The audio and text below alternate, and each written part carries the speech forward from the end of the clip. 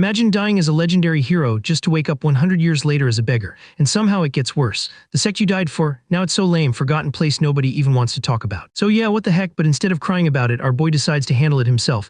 He starts training the disciples, pushing them so hard they actually begin working for once. No abuse, of course. Just a very aggressive coaching, but hey, if you can casually squat someone's girlfriend's weight without complaining, you might as well try to rebuild this entire sect again. And with that, his journey begins. The sun was sinking behind the trees as the scene was soaked in red.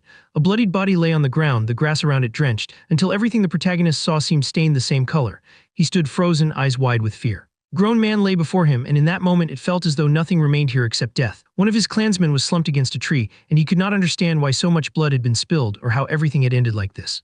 A sword slick with blood was embedded in the ground. The protagonist, his shoulder already wounded, glanced back at it, then looked again at the man whose arm had been torn away. His mind drifted to the fatal strike that had killed his Sahyung Jangmun, and to the memory of cutting down a young student who had stepped onto their path. The arm severed, a comrade lost in the same instant. He clenched his teeth until he tasted blood, gripping his knee as the realization set in that all his comrades were dead. Dozens of bodies lay scattered across the field. This had been the final squad, a suicidal force made up of elites drawn from the 10 great martial sects, and their clash with Chunma had ended in the complete annihilation of all life here. Blood ran down his chin as he wondered who was truly responsible for this devastation. Sitting atop a mountain of corpses was the answer. He believed it was all because of the demon who had descended from the heavens, the founder of the heavenly demon sect, whose followers had painted the world in blood. Chunma sat calmly in the lotus position, unmoving. With a sigh, the demon spoke, mentioning the Manhwa sect. Hearing pity from his enemy made the protagonist grimace.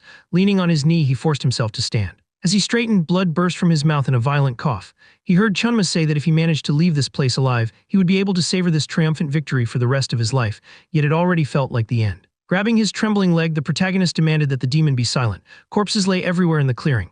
When Chunma continued, saying that he could take pride in himself, that thanks to these people his sword had finally reached the demon, the words only fueled his anger. Chunma extended a hand and acknowledged the swordsmanship before him, recognizing the name it carried, declaring his opponent the greatest among Manhwa's followers. The protagonist seized the sword still lodged in his shoulder and tore it free with force.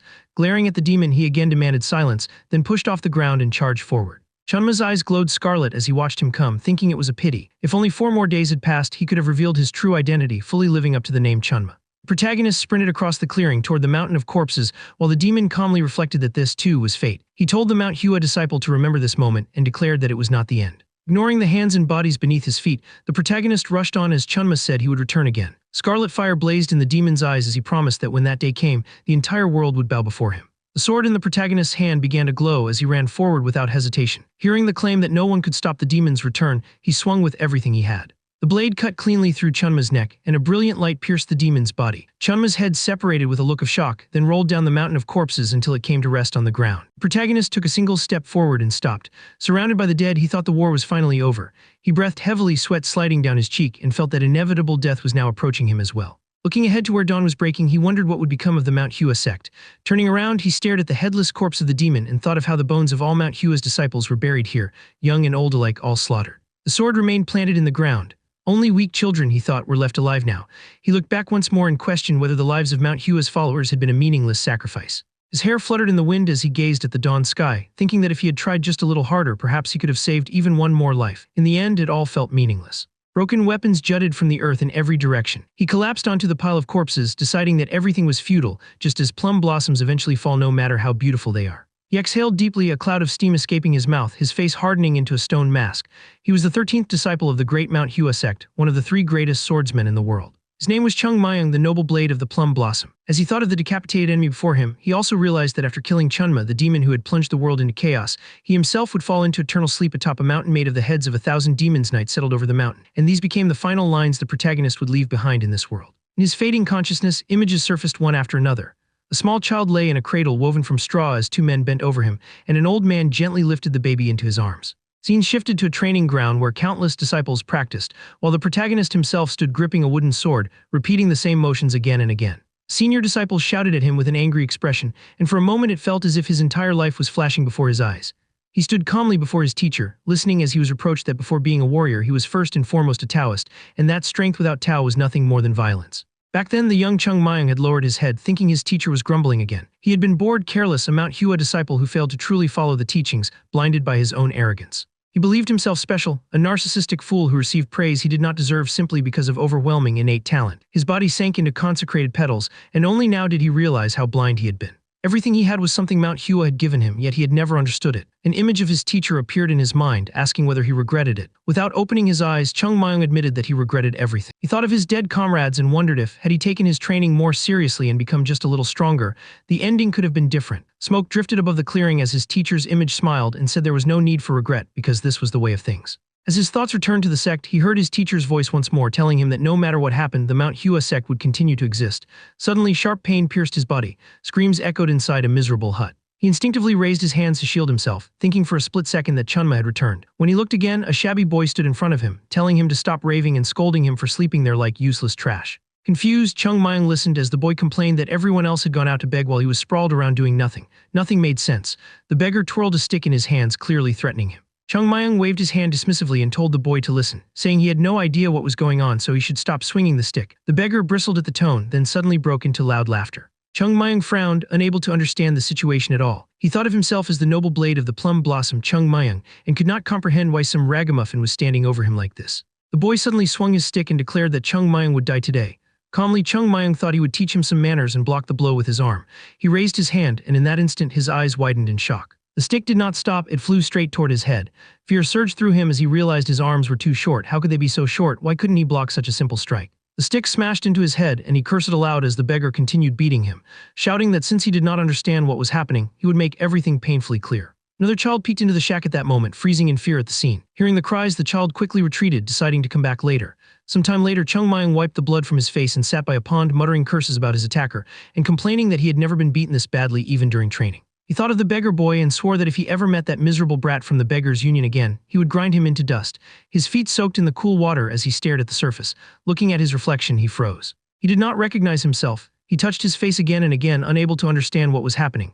A chilling thought crossed his mind. Could this really be reincarnation, something spoken of in Buddhist teachings? A voice called out to him. He looked up and saw the boy who had run away earlier now standing nearby and watching him with concern. The boy asked cautiously if he was all right and explained that their leader was always like that, though today he had gone a bit too far. He raised one finger, then corrected himself and raised two, saying he had two questions. Chung Mayung stared at him seriously while the boy frowned in confusion. They stood in silence until Chung Mayung, exhausted, finally asked if he was a beggar. The boy calmly replied that it was obvious just from his clothes. Chung Mayung squatted down, muttering curses at himself for having become a beggar. He then raised two fingers, saying he also had a second question. With a skeptical look, he asked if the boy knew who Chunma was. The boy hesitated and said he thought Chung Mayung was fine after the beating, but apparently not entirely. Frustration flared as Chung Mayung demanded a normal answer. The boy crossed his arms, glanced at the sky, and said that of course he knew Chunma. He explained that Chunma was the leader of the heavenly demon sect who had died 100 years ago. Chung Mayung froze. His eyes widened in disbelief as birds scattered from the trees at his sudden outcry. He grabbed the boy by the collar, demanding to know if it had truly been 100 years since Chunma's death, asking if he was lying. Then his grip loosened. He stared ahead in devastation. 100 years, the thought was madness. Why had he been reborn only after all this time? His mind went blank and an overwhelming loneliness washed over him. Everything felt confusing and wrong. The boy tugged at his sleeve, asking if he was really okay. Chung Mayung looked down at his own hand, his thoughts drifting back to his sect. He asked what had happened to Manhwa. The beggar boy raised an eyebrow in surprise, asking what Manhwa was. Chung Mayung recoiled, his eyes widening. He pointed at the boy, confirming that he was indeed a beggar. When the boy nodded, Chung Mayung frowned and said that if he belonged to the Beggars' Union, one of the 10 great sects, then how could he not know Manhwa? How was that possible? The boy stared back at him and asked what nonsense he was talking about. Chung Mayung began listing the 10 great martial sects as he remembered them. Shaolin, Wudang Ashen sect, Kongtung sect, Qingcheng sect, the Lotus Order, Southern Island sect, Kunlun sect, the Beggars' Union, and the Southern Edge sect. As the boy explained that Manhwa was not among them, Chung Mayung stood there with his mouth open in shock. He repeated the words to himself, unable to understand how the 10 great sects could exist without Manhwa, the symbol of everything he had lived and died for. Chung Mayung grabbed the man by the collar again and shook him violently. He demanded to know why the Hanam villagers from the island had joined the 9 great sects, but that wasn't even the most important part. What really mattered was why Manhwa was no longer among the 9 great sects. The beggar boy tried hard to recall. Chung Mayung's mouth slowly fell open in shock when he heard that. Thinking about it now, the man had only heard rumors that such a place existed somewhere in Shanxi province. Chung Mayung stopped shaking him and immediately said that Manhwa was located in Shanxi. He asked if the man knew anything more about it, but the answer he received was cold and blunt. The man had never heard of Manhwa being part of the 9 great sects. Still gripping his collar, the beggar boy hesitated. Then Chung Mayung froze, destroyed. His expression hardened as countless thoughts raced through his mind.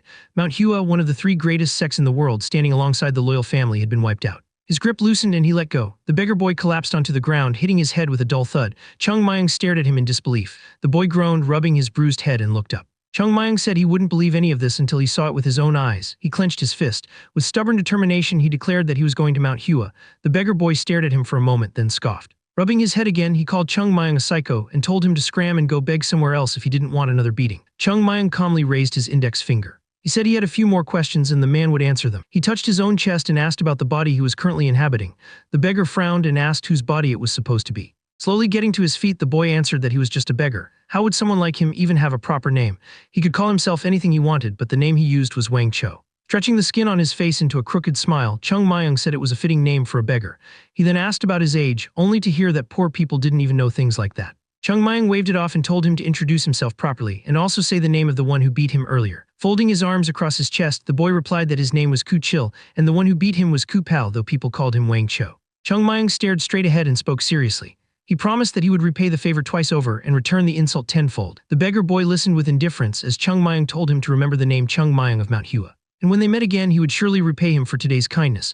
With that, Chung Mayang turned and walked away. The beggar boy watched him in silence. Then Chung Mayang suddenly turned back and walked in the opposite direction. The beggar squinted as he heard the question, "In which direction is Mount Hua from Shanxi?" At that moment, birds burst into the sky above the trees. Chung Mayang started running. His face quickly turned red. Even he thought it was ridiculous. He had never ridden something as slow as a horse in his previous life, yet now even running felt unbearable. His cheeks puffed out from the strain. Then he collapsed, face first into the ground. Lying there, he thought that this was it. He was really going to die. He had barely run a short distance, yet his entire body was completely exhausted. This suffocating, fragile body couldn't handle anything. He couldn't even imagine how he was supposed to reach Shanxi like this. Still sprawled on the ground, he pictured his tombstone and thought about how absurd it would be to die on the road before even catching a glimpse of Shanxi province. So how was he supposed to get there? A crooked smile spread across his face. It was time for Chung Mayang's brilliant plan. He slowly stood up, gasping for breath, and realized the obvious answer: he needed to build physical strength. Martial arts began with the body. His smile grew brighter. A commoner could never imagine how incredible this opportunity was.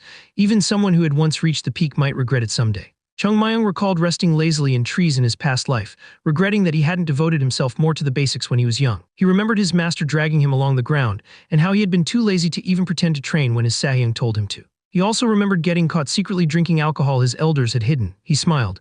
That part at least he didn't regret. Standing near the trees, Chung Mayang decided to try again. His feet stepped into the thick grass as he thought that the first thing he needed was a place free from external distractions. Stopping beneath a tree, he nodded to himself. This spot would do. He sat down cross-legged and began to think about where to start. His mind was overflowing with theoretical knowledge of advanced martial arts. The techniques of Mount Hua, its history, everything was etched into his memory. He knew over a dozen breathing techniques for cultivating qi, and if he didn't limit himself to Mount Hua alone, he knew twice that number. The wind rustled through the leaves. A single leaf drifted down past him as Chung Mayang made his decision. He would begin with something else. His eyes widened as the principle of equilibrium, the 6 combinations, came to mind. He recalled a worn textbook titled Equilibrium Breathing Technique. A merchant handing the book over to a customer appeared in his memory. Books like that were sold cheaply in street markets, coins dropping into the seller's palm. He remembered asking why he should learn a technique that was practically worthless. Exhaling slowly, Chung Mayang realized how wrong that thought had been. Equilibrium wasn't cheap. In Mount Hua, it was the very foundation. An introductory technique, the first step on the path. Every single disciple of Mount Hua began their journey with the equilibrium technique. Strength gathered in the protagonist's hand. He realized that although this technique didn't increase power explosively, it thoroughly cleansed the body. It was a foundational method. He compared it to constructing a tall building. There was no need to rush. If he was going to build a tower of ability, then its foundation had to be flawless and grand. Blue energy flowed through his veins. Chung Mayang focused, thinking that the qi within this body still needed further purification. The light coursed upward through his veins, reaching his neck. The sensation felt like separating tangled threads from an enormous piece of fabric. Drops of blue light seemed to hang in the air. The energy flowed along the trunk of the tree beside him, and Chung Mayang realized the unstable qi had been completely cleansed. Now all that remained was to gather the purified energy into his danshan. A small sphere of light ignited within his body. Its glow stabilized. Chung Mayang waved his hands and smiled faintly. He had succeeded. The danshan would become the foundation and the conduit that would open an entirely new world to him. His legs trembled, exhausted, yet he felt small but overflowing with vitality. Like a snowball rolling downhill, he would only grow larger, a raging stream that no one in the world could stop. So could he run to Mount Hua now? Chung Mayang took a single step forward, and immediately collapsed again, face first into the grass.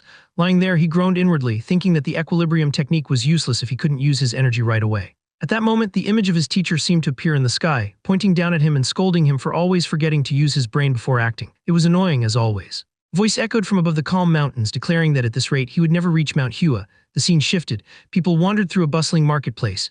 2 men hurried into a narrow alley and stopped in front of another man resting against the wall. He slowly opened his eyes when they addressed him as elder. One of them pointed off to the side and complained that a vagabond was intercepting their alms. Worse, it was just a small child and all the coins were being thrown to him. The elder pushed himself off the wall and began to stand, muttering that this child was asking for trouble. His subordinates agreed with crooked smiles. They approached the protagonist from behind. Chung Mayung, chewing on a bun, heard someone call out to him. He ignored it and kept eating, even as the insults grew louder. Only after they cursed him repeatedly did he finally turn around. Still chewing, he calmly asked what they wanted. The elder stepped forward and demanded to know how he dared speak so casually to his elders. Cracking his knuckles, he said he didn't know who gave Chung Mayung permission to beg there. Still, since he was young, they would let him go on the condition that he handed over the bun in his hand and everything he had collected that day. Chung Mayung froze. He glanced behind him, then slowly looked down at the bun. As the men smirked, he asked, "Why take bitten food? Do beggars really have no conscience at all?" He rose to his feet, brushing crumbs from his clothes. The men blinked in surprise as he loosened up his body. Then, without hesitation, Chung Mayung threw a punch. He stared at his own fist in disbelief. Turning slightly, he muttered that his danchin hadn't fully recovered yet, but this would be enough. Facing his attackers, he calmly said that he had now figured out how to control this body. He added that he was too lazy to deal with them one by one, so they should all attack at once. The elder trembled with rage. Hearing that Chung Mayung wasn't in top condition, he sneered and said that he hoped the boy wouldn't mind getting beaten a little. Then he cursed loudly. Pointing straight at Chung Mayung, he ordered his subordinates to attack. One man rushed forward, but his punch sliced through empty air. Chung Mayung dodged effortlessly. His hand clenched into a fist, and in the next instant it slammed into the attacker's jaw. The man collapsed. The rest froze in shock. Steam rose faintly from Chung Mayung's fist as he glared at them and declared that he was the noble blade, the plum blossom of the great Manhwa sect. Curses echoed through the alleyways. Moments later, the beaten men were kneeling before him. Chung Mayung sat against the wall and told them to address him properly. When they called him great beggar, he bristled in irritation, still unhappy with the title. He dusted off his hands and asked if there was a fast way to reach Shanxi. The elder stared at him in disbelief and said he was asking strange questions. Leaning forward, he explained that if they knew something like that, they wouldn't be living as beggars. He told Chung Mayung to ask someone else. Chung Mayung smiled, saying that everything was clear now. It seemed they had misunderstood each other. He threw his head back and laughed. The tramps laughed along nervously. In the next moment, Chung Mayung grabbed the elder by the collar and pulled him close. Staring directly into his eyes, he warned him that if they ever met again and Chung Mayung asked a question, he'd better give a proper answer by any means necessary if he didn't want to die. The elder's face drained of color. The beggars scrambled to their feet and fled. The mountains were shrouded in fog, bowing before the man's authority. Elsewhere, a man smiled faintly as he gazed at the sky through a window. When someone called out to him, he turned around. Unum entered the room, saying that nothing special had happened except that a child was asking to see him. Surprised, the man asked again about the child. At that moment, Chung Mayung clasped his hands politely and smiled. He greeted the sect leader, introducing himself and calmly stating that he wished to join Manhwa. The sect leader studied the boy carefully, repeating his words in disbelief.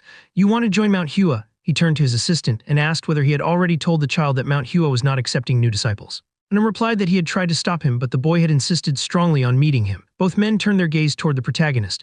Chung Mayung was still standing there with his hands folded in a polite greeting, smiling brightly. But beneath that stretched smile, he was seething with fury, and to understand why, one would have to rewind time just a little. The stick struck the ground. Leaning heavily on his staff, Chung Mayung muttered that he had finally arrived. Before him stretched the long stone steps leading up Manhwa. He grimaced in irritation, thinking that the shortcut those beggars had shown him was completely useless.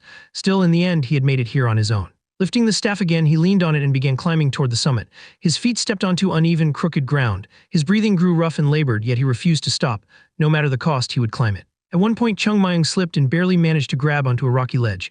His staff trembled in his hands as loose stones tumbled downward, clattering into the depths below. He glanced down in fear, then clenched his teeth. Nothing was impossible if one had the will. Gripping the staff tightly, he reached for the next foothold. He would climb Manhwa. At last, Chung Mayung pulled himself up. He looked ahead, then froze. Disbelief washed over his face as he waved his hands helplessly and asked where it had gone. The wooden sign marking the sect was missing. Grabbing his hair, he recalled how his Sahyang used to wipe it clean every morning. He had no idea where it could have disappeared to. Standing before the gates, he muttered that this alone was enough to drive someone insane. The gate creaked open. A man asked who had come. Chung Mayung stiffened and looked at the man who appeared. Unum stared back at him in shock. After a moment, he asked whether the boy had come alone, and then asked again in disbelief how he had managed to climb the mountain by himself. With wide eyes, Chung Mayung said that he wanted to ask something. Unum tilted his head, intrigued, and heard the boy ask whether he was a Taoist of Manhwa. When Unum smiled and confirmed it, Chung Mayung felt his heart leap. That meant the sect hadn't completely collapsed yet. When he was invited inside, his expression brightened instantly. Near the rooftops, Unum explained that Manhwa was not currently accepting outsiders. Still, it wasn't likely the boy could descend the mountain again, and it wouldn't be right to leave someone who came to Manhwa wandering outside. Waving his hand, he added that it was very cold at night. Chung Mayung opened his mouth in surprise. As they walked toward the training ground, his gaze wandered. Why was the ground covered with dirt? Where was the marble stone flooring? The Taoist noticed his expression and asked what was wrong. Chung Mayung smiled politely, forcing himself to stay calm. They were just stones after all. They probably needed money and sold them. Out loud, he simply commented that the view was excellent. Sweat dripped down his face as they climbed more stairs. His eyes searched the surroundings, wondering where the heavenly golden palace had gone. He clicked his tongue irritably and pointed toward the empty space. Asking why the place felt so empty, he wondered aloud if there had really been nothing there to begin with. Unum looked up and said it was indeed noticeable. There used to be a palace there.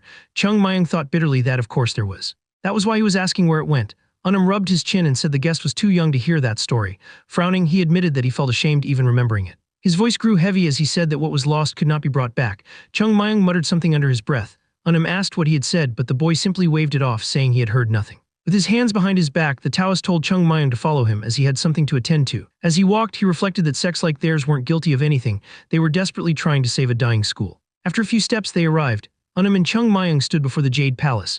Reaching for the door handle, Unum explained that Mount Hua was a Taoist mountain and that certain customs had to be observed. They entered to receive an audience. Chung Myung stared ahead, his expression slowly falling apart. Everything was gone. He remembered the golden candlestick the emperor had gifted to ancestor Dedong Hak. The ancient scroll written by the ancestor himself, the gold-plated decorations. He looked around in disbelief. The paintings that once filled the walls were gone. He stepped toward the altar, his face pale. Suddenly, Chung Myung began waving his arms wildly, asking if there used to be a flower vase there.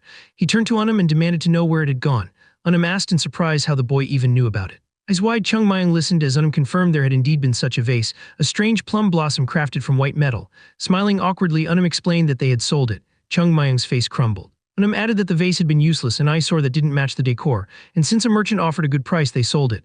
At that moment, Chung Myung collapsed to his knees. He remembered his Sahyung and whispered that Mount Hua was truly destroyed. The white plum blossom of nocturnal fragrance, a sacred relic of Mount Hua, like the divine sword of the violet dawn, it didn't shine like gold or silver. It carried the righteous spirit of the sect, and they sold it. Unum hurried over to the fallen boy, asking if he was all right, thinking urgently that he needed to resolve this situation as quickly as possible. Chung Myung pressed his hand against the floor. He began bowing deeply toward the sect leader, repeatedly asking to be granted an audience. Chung Myung bowed with all his strength, stating clearly that he wished to enter the Mount Hua sect. Soon after, he stood before the elders. The sect leader asked about his background and what he had done before arriving at the sect. Chung Myung studied the man carefully as he listened to the question of whether he even understood what the Mount Hua sect was. He answered without hesitation that he did. Still, he frowned inwardly.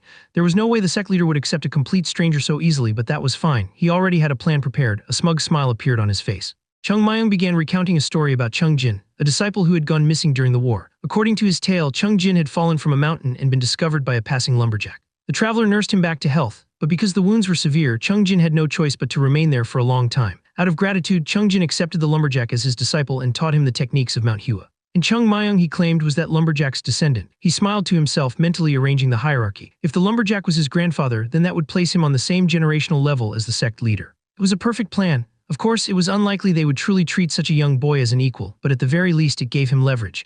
Chung Myung considered whether they might question him further or reject him outright. Instead, the old man let out a quiet sigh and said that he would accept the guest. Chung Myung froze. He looked up in shock and asked him to repeat that.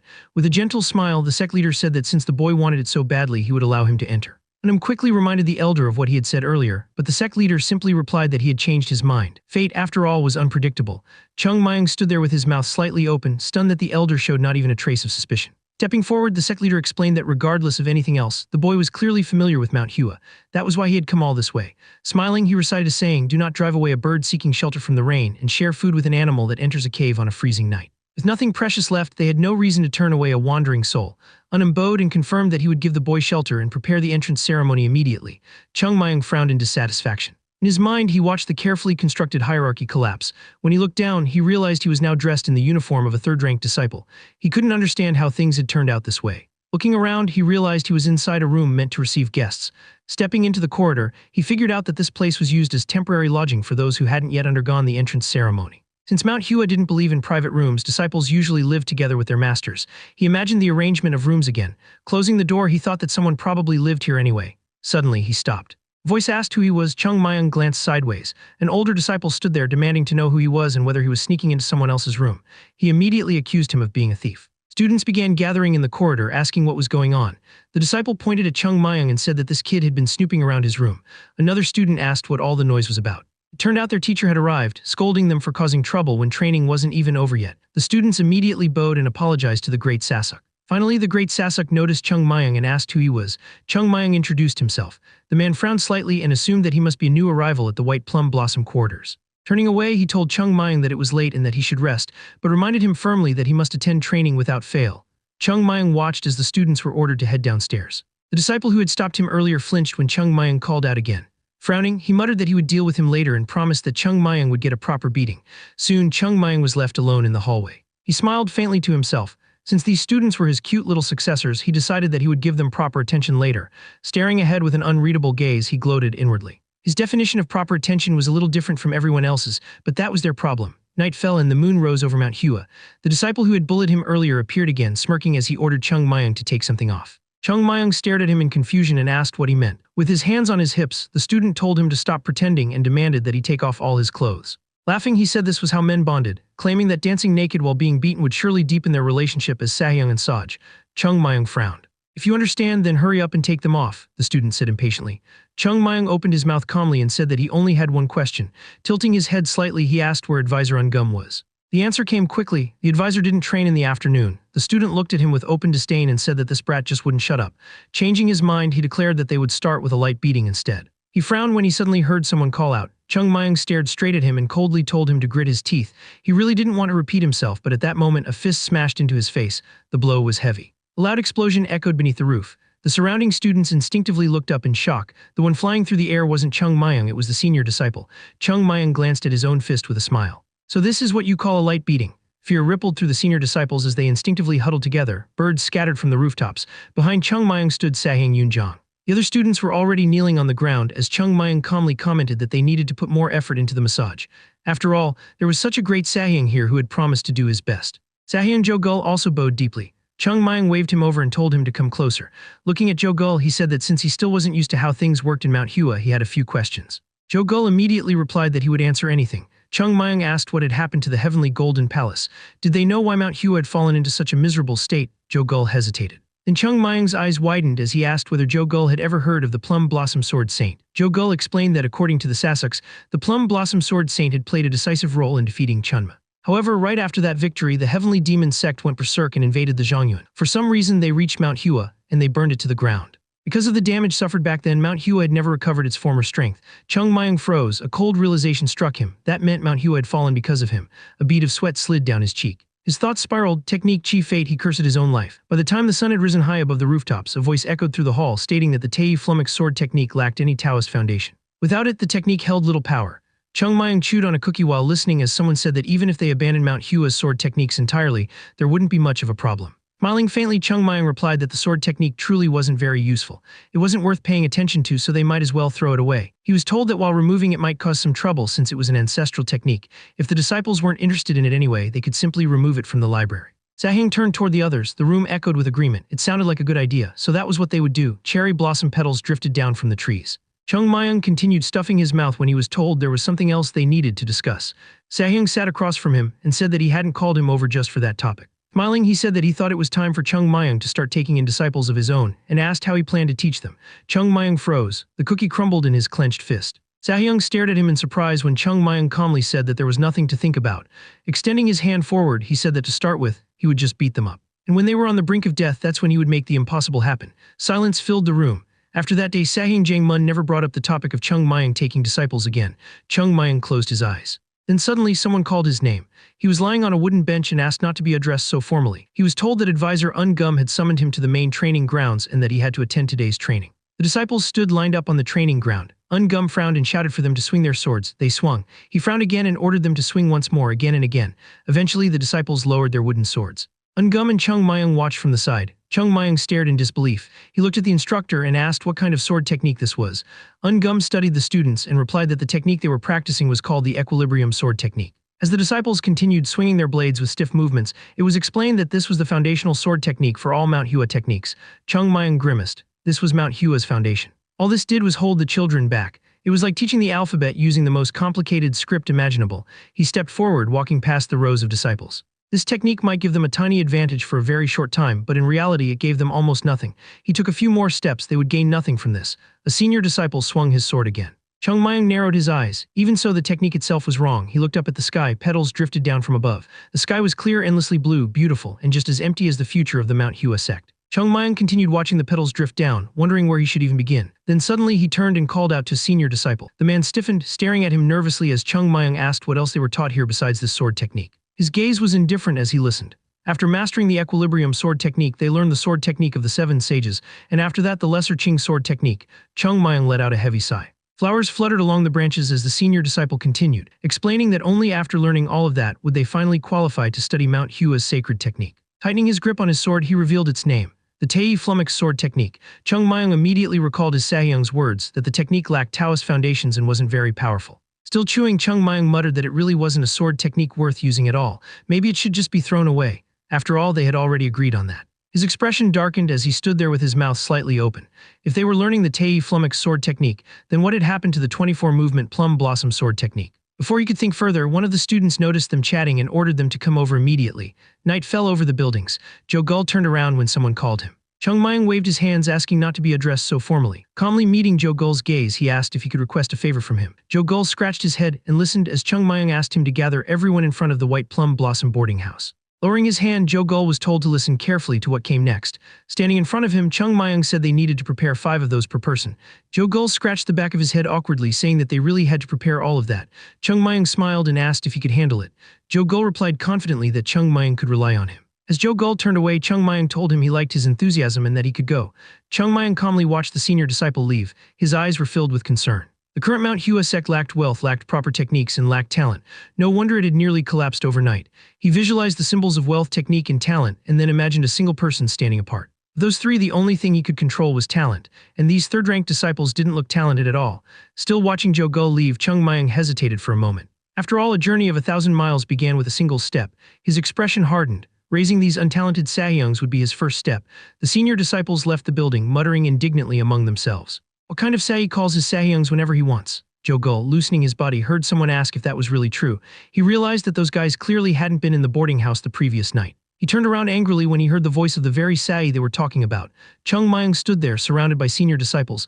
They stared at him in shock. One of them demanded to know why he was forcing his Sahyungs to get ready so early. How dare he? Chung Mayang let out a deep sigh. Then suddenly he smiled. Turning politely toward the seniors, he began pointing toward the entrances of the building, apologizing sincerely. He said that his Sahyungs must have misunderstood him. While continuing to apologize, he gently but firmly pushed the indignant disciple toward the boarding house, suggesting they talk inside. The senior disciples entered the boarding house. Chung Mayang followed. The doors closed. For a brief moment, everything was quiet. Outside, Joe Gull and Yoonjong stared silently at the building. Then the boarding house began to shake. Joe Gull looked up in alarm as the shaking grew stronger. Suddenly, the doors burst open. The senior disciples tumbled out one by one, collapsing onto the ground. They quickly lined up in front of Chung Mayang.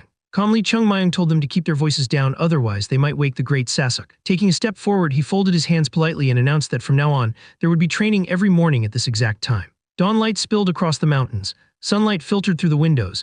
Inside, a teacher sat up in bed, irritated that the students hadn't come to offer their morning greetings. Stranger still, everyone in the White Plum Blossom boarding house should have been asleep. He placed his feet on the floor and began getting dressed, reminding himself that they had recently accepted a newcomer. As he fastened his armlets, he reasoned that the students were probably exhausted after some strange rite of passage.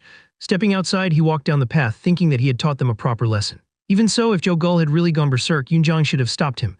Then he froze. Ahead of him, exhausted students were sprawled across the training ground. The teacher stared at them in disbelief, unable to understand why everyone looked half dead.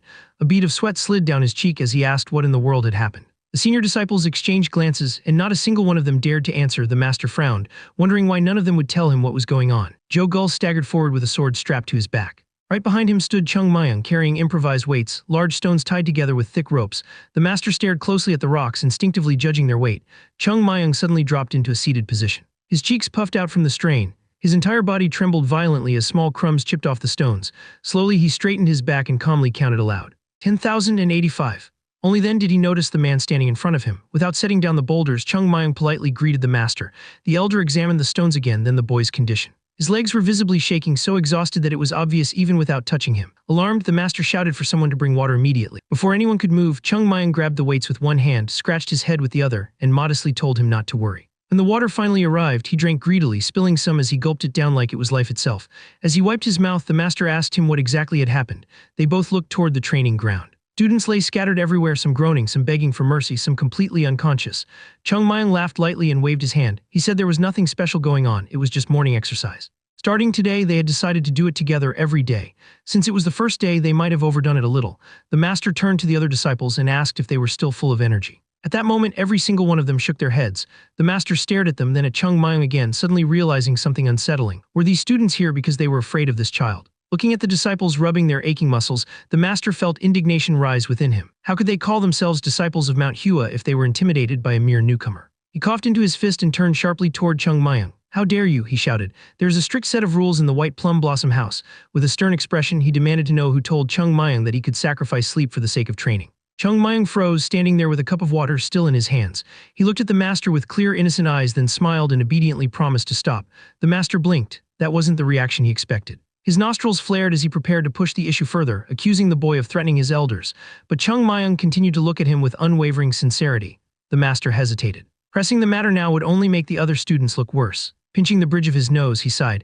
The third-ranked disciples already looked foolish for being led by a newbie, and he himself looked like the biggest fool for teaching them. Then Chung Mayung suddenly spoke again. He asked for 1 month. With bright eyes, he asked the master to give them just 1 month of training. He enthusiastically guaranteed that the master would see the results.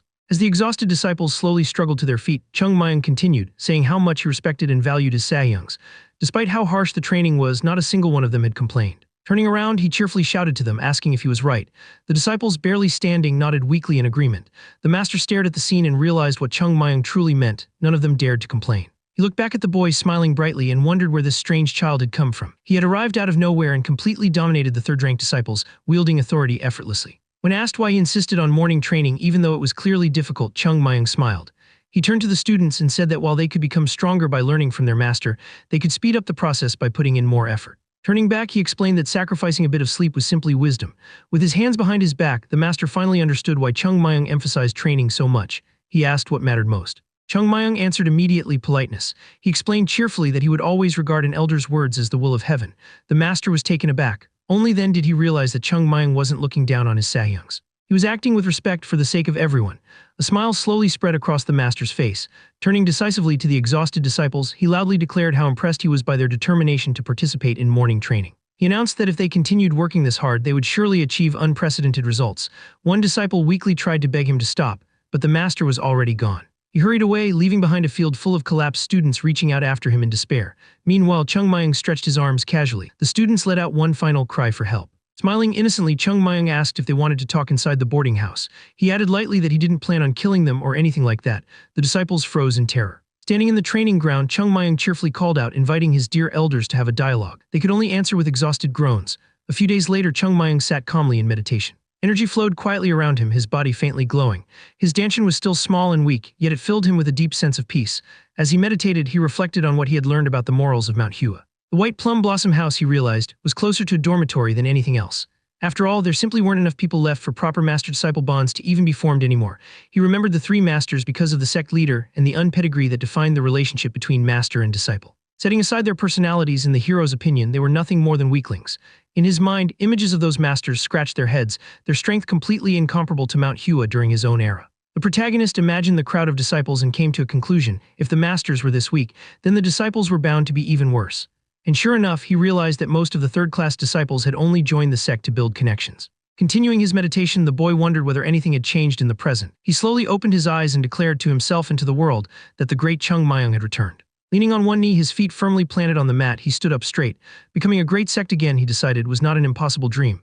In the dining hall, the disciples gathered for lunch. One boy's hand trembled so badly that he couldn't even hold his food with his chopsticks. The pain shot through him, and both the chopsticks and the food flew from his grasp. Exhausted and surrounded by others just like him, the boy protested angrily, saying they shouldn't train so hard that they couldn't even eat properly. Another student turned to the elder Yoonjong, asking him to speak to the newcomer, since the poor guy hadn't been able to use chopsticks for days because of the training. Yoonjong closed his eyes and let out a slow breath. The disciples were startled when the elder said they talked too much. The boy placed his chopsticks down on the table and asked bluntly if their elder looked like an errand boy. The students stared at him in shock. Only Yoonjong continued eating, while Jo Gul calmly pointed out that if the newcomer was truly upset, why didn't he come and say it directly instead of hiding behind complaints? Boy stood up, leaning both palms against the table and asking Yoonjong for a private conversation. Yoonjong agreed. Warm light spilled from the open doors into the darkness as the boys walked deeper into the plum orchard. Yoonjong asked if Jo Gul had rested well. He answered with a simple shake of his head. Jo Gul lifted his gaze thoughtfully to the sky and asked Yoonjong what he truly thought of Manhwa. Yoonjong replied that it is a difficult question. Yoonjong then admitted that once he returned to his hometown, everything here would be over for him. But Jo Gul was different. Jo Gul nodded, agreeing that he intended to spend his entire life at Manhwa. Yoonjong fell silent for a moment. Lowering his eyes, he confessed that he once believed the Manhwa sect was finished. Yoonjong advises him to be careful, saying he shouldn't speak so casually about something like that. Jo Gul lifted his head again, his thoughts shifting. Ever since Chung Mayung arrived, everything had changed. He remembered the brutal training, admitting that despite how violent it was, he had never pushed himself so far before. Yet even then, he recalled the newcomer carrying 2 massive boulders, acting as though he wasn't tired at all, even when his burden was far heavier. Resting his hands on his hips, Jo Gul said he wanted to reach that level someday. He turned, looked at his companion, and declared with resolve that he wanted to become a master so strong that the entire world would know his name. Yunjiang smiled, saying he felt the same way. Above them, plum tree branches swayed gently. Chung Mayang had been watching the entire conversation from up there. Leaning back comfortably against a branch, he exhaled contentedly and muttered that the two of them were ready. Still, he knew there was work left to do. Just as he relaxed, an insistent voice echoed nearby, demanding that the sect leader come out. Chung Mayang narrowed his eyes in confusion. The gates were being pounded aggressively, voices shouting for them to open immediately. The doors swung wide and a crowd stormed in, led by loud men demanding to see the sect leader. Without waiting for permission, the torch-bearing group pushed into the sect grounds, continuing their angry calls. They were stopped by a stuttering master and a terrified disciple, who tried to explain that such behavior wasn't acceptable here. Watching from the tree, Chung Mayang wondered how these people had even managed to break through Manhwa's gates. The men shouted that they'd waited long enough and demanded their money back. Hearing this, Chung Mayang frowned, baffled at how things had escalated this far. Near the entrance, the men yelled that the sect leader should be ashamed, accusing him of hiding instead of showing himself. When they called again, an old man finally appeared at the doorway. All the merchants turned to look at him while one figure peeked out from behind the crowd. The leader, mouth slightly open, asked what had brought them to such a remote place so late at night. Just from looking at him, Chung Mayang knew there was no doubt this was truly the head of Manhwa. Every movement, every word carried a faint but unmistakable aura. Chung Mayang even glanced at his legs, observing closely. The merchants shouted, asking why he was pretending to be calm. While the protagonist realized the man wasn't pretending at all, he truly was calm. The leader raised his hand to his face and opened his mouth, asking quietly how they were doing. The old man replied that he hadn't expected pavilion owner Kong himself to visit. Kong laughed and admitted that he was somewhat embarrassed to come here for such a reason. Smiling, he added that he had no desire to climb this mountain again, but so many people had urged him that he had no choice. The old man lowered his head and listened quietly as the guests explained that he should already understand why they were here. The agreed-upon time frame had long since expired. Pavilion owner Kong looked directly at the head of the sect and said that they had tried to be understanding. If they had followed the contract strictly, half of the additional amount should have already been added by now. Still, since the Manhwa sect had saved their lives many times, they had chosen to be as gentle as possible. He then opened his mouth and set a deadline of 1 month, calmly stating that if payment was not made by then, they would confiscate the Manhwa sect temple. At that moment, someone suddenly hiccuped. All the merchants turned their heads. A young man stood there with his mouth tightly closed as someone muttered that they had really allowed a child to hear something like this. A figure appeared on the roof of the temple, and a voice asked whether they were merchants from Hua Prefecture. One of the men raised his hand and answered yes. The protagonist covered his face with both hands. Turning away, one of the students realized it was impossible to predict what this boy might do next, and decided it was better to keep his distance. Joe Gull's mouth slightly opened, asked whether Hua Prefecture was the village beneath the mountain. His comrade confirmed it and added that he remembered the place from the time he had traded there with his father. The disciple then asked if that meant the sect had borrowed money from merchants. The response was uncertain, he didn't know. Turning around, the same disciple added that he did know pavilion owner Kong. With his mouth hanging open, he explained that Kong was the owner of the Hua Pavilion in Hua Prefecture, the largest pavilion in the area, a wealthy merchant who participated in numerous major events. Hearing this, the protagonist asked if that man really was the owner of the Hua Pavilion. The disciple's jaw dropped.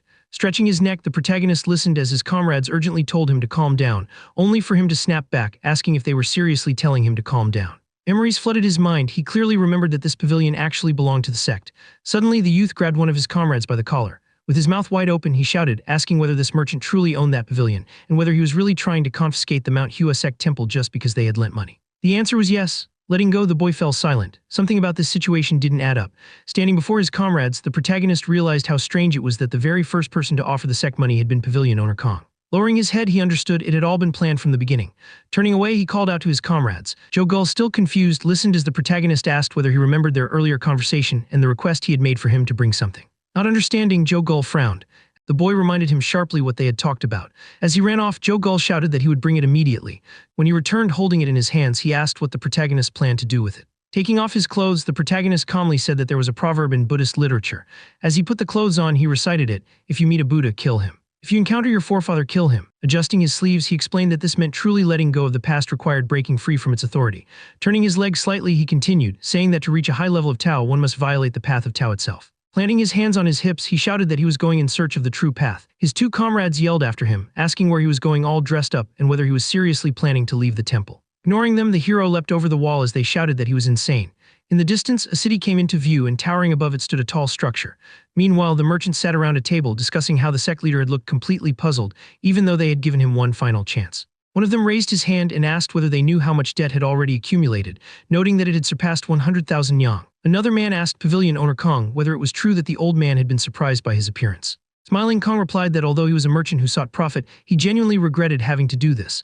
After all, their relationship spanned generations. Another merchant commented that Kong had already done everything possible and asked how many concessions had been made to the sect, saying that everyone would surely praise his generosity. Taking a cup in his hand, pavilion owner Kong said he hoped so. As he drank, he observed how carefree his companions were, marveling at how simply they lived. Setting the cup down, he reflected that the Manhwa sect was not something to be underestimated. Imagining the sect's gates, he knew their true strength wasn't in combat, but in their history. Reaching toward the chicken with his chopsticks, he thought about how no one in Shanxi province lacked some connection to Manhwa. As he tore the skin from the duck, a grin spread across his face. The sect had grown weak, soft, like duck skin splitting under the pressure of chopsticks.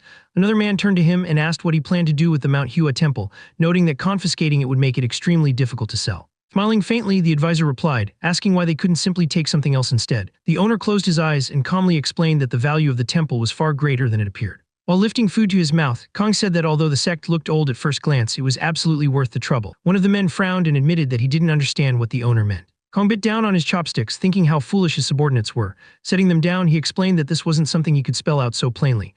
Opening his eyes, Kong said that they could use Manhwa's enemies to their advantage. After all, couldn't they imagine how many sects would eagerly spend a huge sum just for the chance to restore the temple and wipe Manhwa out completely? The merchants listened with their mouths hanging open as Kong assured them not to worry, each of them would still get their share of the money. One of them jumped up excitedly, shouting that the owner was truly insightful. As alcohol was poured, someone yelled that everything was settled and that they should raise their glasses to pavilion owner Kong. The cups rose together. Meanwhile, a man staggered down the street, muttering that he felt just fine. Unsteady on his feet, the advisor thought that if they managed to squeeze money out of the sect, it would be enough to last him for the rest of his life. After all, pavilion owner Kong was notoriously meticulous when it came to money. The sky above was cloudy. The merchant muttered that the moon was bright, then suddenly wondered where it even was, brushing it off as a new moon. Continuing down the street, he reminded himself that wandering the main roads at this hour wasn't wise. Suddenly, he opened one eye. A blurry silhouette stood in front of him. He blinked, then opened both eyes wide. The young man was standing there. With eyes blazing, the youth ordered him to stop. Rubbing his cheek, the advisor squinted, thinking the figure looked like a robber pulled straight from a sketch, small, oddly dressed, and suspicious. He wondered whether robbers really dressed like that or even announced themselves so openly. Crossing his arms, the merchant asked if the stranger was a robber. The young man replied calmly that he wasn't interested in money. He only wanted answers to a few questions, and if he got them, he would leave unharmed. Standing there, the advisor noted that it wasn't a matter of refusing. He didn't really have a choice. Just as he mentioned that he wasn't alone tonight, something flashed past him. In an instant, several fighters surrounded the young man. Frowning, the protagonist realized these were high-class bodyguards. One of them asked whether they should kill the robber. The merchant waved him off, saying they should hear him out first and capture him without silencing him. Turning away, the advisor closed his eyes, thinking he disliked violent scenes. Then he sensed something was wrong. Opening his eyes, he muttered that his bodyguards had clearly gone too far. Suddenly, his eyes widened. He spun around, shouting that he had told them to let the robber speak. The last fighter was dangling in the young man's grip. The youth tossed the unconscious body aside and remarked coldly that people should listen when given instructions, though some clearly didn't. Curling his fingers, he beckoned the merchant closer. Standing before him, the protagonist repeated his condition: answer the questions and he would leave unharmed. Did he understand? The merchant nodded. In an instant, the youth grabbed him by the clothes and said cheerfully that this was wonderful. Clenching his fist, he explained that if the merchant had cooperated earlier, none of this would have been necessary, but resistance had been his own choice. Drawing his arm back, the fighter assured him not to worry. He would still be able to talk afterward. The merchant's face was already bruised when he weakly said that things had turned out this way. The youth swung again, asking if he could now speak properly like a human being. The merchant screamed that he would tell everything exactly as it was. Crossing his arms, the young man asked if it was true that the Manhwa sect owed more than 100,000 yangs. The merchant answered yes. The protagonist closed his eyes. When he opened them again, he called out and the man raised his hands defensively. Pointing at him, the youth said that even if he stripped this merchant of everything, he wouldn't find 100 yangs, let alone 100,000. Frowning, he demanded to know whether the man still claimed they had lent such an enormous sum to a sect on the brink of collapse. Raising a finger, the merchant explained that it was all due to interest. The loans carried extremely high interest, and once unpaid, the amount continued to grow. The young man listened silently. The merchant added that the principal had become insignificant compared to the accumulated interest. The protagonist punched him again, demanding to know whether he was proud of that. The man lay sprawled on the ground when the youth asked if he owned a fabric shop. The merchant answered yes. Lifting his head, he listened as the young man asked when he had acquired it. The reply came quickly. It had supposedly belonged to his family since ancient times, but the youth knew that couldn't be true. He remembered the city clearly. That shop was one of the sect's enterprises. In fact, every profitable business in the area belonged to Manhwa. Hua had only grown into a prefecture because of the sect. Before that, it was nothing more than a forgotten village. As he struck the man again, the youth realized what had happened. The businesses had been entrusted to loyal caretakers, and once Manhwa declined, those caretakers had seized everything. Suddenly, the young man turned his head. A voice called out to him. Someone stepped forward, shouting that he had cowardly attacked them from behind. The man gripping the hilt of his sword shouted that, judging by the young man's skill, he was no ordinary warrior and demanded to know who he was. Opening his mouth wide, the bodyguard introduced himself, stating his name confidently and adding that the young man should recognize it. Letting go of the injured man, the protagonist worried that he might have revealed too much of his ability and wondered what would happen if his opponent realized who he truly was. Standing before him, the guard shouted that he needed to know whose life would be taken by his sword. The hero calmly remarked that this man had already fainted from a single blow not long ago. The swordsman frowned, irritated by the arrogance, thinking what an insolent upstart this was. Slowly he began to draw his sword from its sheath. In the next instant, the opponent rushed forward, shouting for the young man to defend himself. Yungbin grit his teeth and charged. Watching him, the protagonist immediately understood there was clearly a powerful family backing this man, but comparing skill, strength, and speed was simply foolish. The hero's sword lay on the ground as he briefly considered that he might be weaker in raw force. Then his blade flew back into his hand. Strength and speed alone, he realized, were not true measures of power. The hero deflected the attack effortlessly. The man's mouth fell open in shock. Gripping the opponent's blade, the young man could tell instantly their experience was worlds apart. Even so, the hero still carried the memories of the plum blossom sword techniques. Frowning, he decided that if he lacked strength, he would simply borrow his enemies. In the next moment, the swordsman was sent flying back. The hero subtly adjusted his blade, then swung. Petals suddenly bloomed around his face. The man stared in disbelief as the fighter told him calmly that he should study more and return another day. Passing straight through his opponent, the young man used the flowing techniques of the plum blossom sword. The sword clattered to the ground. Then it rose back into the hero's hand. He coldly stated that the enemy should know his place. Turning around at a shocked cry of disbelief, the protagonist realized he had completely forgotten about the merchant and that he shouldn't have revealed his style so openly. The merchant slowly opened one eye. The hero thought that perhaps the man had recognized it. After all, he had even drawn a flower bud. Anyone sharp enough should have guessed. Mouth slightly open, the merchant said that it was a refined yet thrilling technique, one that clearly reflected a very high level of skill. More importantly, he added, he had sensed a faint trace of pure energy within it. Hearing this, the young man frowned inwardly, unable to understand how the man had sensed such a thing, and realized this misunderstanding wouldn't hold for long. Then the merchant's eyes widened. Opening his mouth in shock, he asked whether a disciple of the Southern Edge sect had arrived. They stared at each other in silence. The hero suddenly declared that it was true. Clouds drifted across the sky as the merchant hurriedly said that he would answer all of the fighters' questions. Mountains loomed in the distance. Two figures stood before the sect gates. Joe Gull nervously bit his nail and asked where our protagonist could be at a time like this. His comrade told him to calm down. Looking at him, Yunjong protested, saying the boy wasn't some kind of fool. He added that the young man would return before it was too late, and that the most important thing was that he returned unharmed. Sounds came from behind the door. It slowly opened. The young man stepped in, asking if everything was okay. Joe Gull quickly closed the door behind him and asked the same question in return, whether everything had gone well. Adjusting his clothes, the protagonist replied casually that they had simply had a good conversation, and that he'd even been given money for the trip. As he fixes his sleeve, he remembers the merchant surprisingly asked whether the fighter was from the Southern Edge sect. Adjusting his belt, the young man realized he hadn't been exposed after all. Everything had gone smoothly, yet strangely he felt a hint of disappointment. Looking down, he thought that no matter how great the plum blossom sword techniques were, they were no longer recognized as the symbol of Mount Hua. Yung Senyu, who had lived his entire life in Hua, still hadn't recognized their sect even after witnessing the style. His comrade asked why he had left the school. Smiling, the young man replied that children didn't need to know such things. Joe Gull pointed out that the boy himself was still a child. But the hero brushed it off, saying it didn't matter, and told him to gather the others. It was time for training. Joe Gull hesitated and asked if it was really necessary today. The protagonist told him sharply to listen. Clenching his fist, he declared that rain, snow, or wind didn't matter. From this day on, not a single training session would be missed. Even if everything was buried in snow, even if severe frost struck, even if Mount Hua itself collapsed, they would not allow themselves to rest. Smiling, Joe Gull said he would gather everyone immediately, sensing the determination burning within him. The young man added that he himself wouldn't be training yet, he still had matters to attend to. Turning his head, he added that if productivity was expected, it would be better for him to oversee it personally. As he was leaving, his comrade asked whether he would conduct the training himself, and the hero answered yes.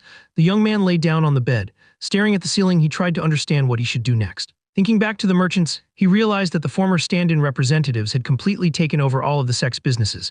Then he remembered the school burning in flames. When the Heavenly Demon sect had invaded Mount Hua, the fire had destroyed all the account books, the only proof of the sect's ownership. If those records had survived, none of this would have happened. Imagining storming in and dealing with the merchants directly, the young man considered simply wiping them all out. Still lying on the bed, he quickly dismissed the thought.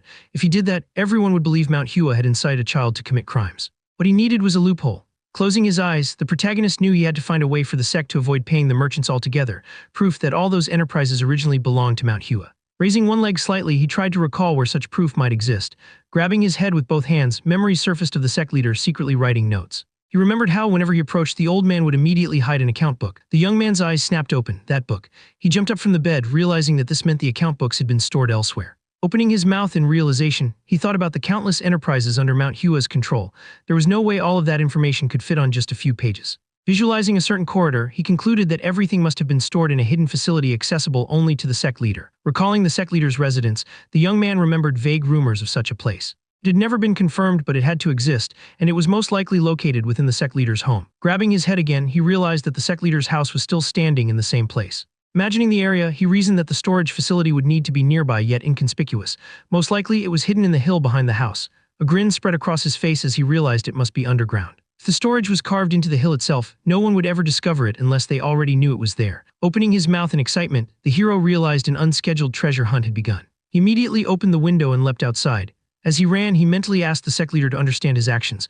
Right now, saving the sect came first. Landing atop a wall, he resolved that if he found the account books, he would hand them directly to the leader. A long stick rested on his shoulder. Smiling, the boy dashed forward. A bright flash lit up the mountains. Sitting on the ground, the young man shouted that he wouldn't die like this so easily. Surrounded by forest, he realized that even a small hill was still a mountain, and searching it was no simple task.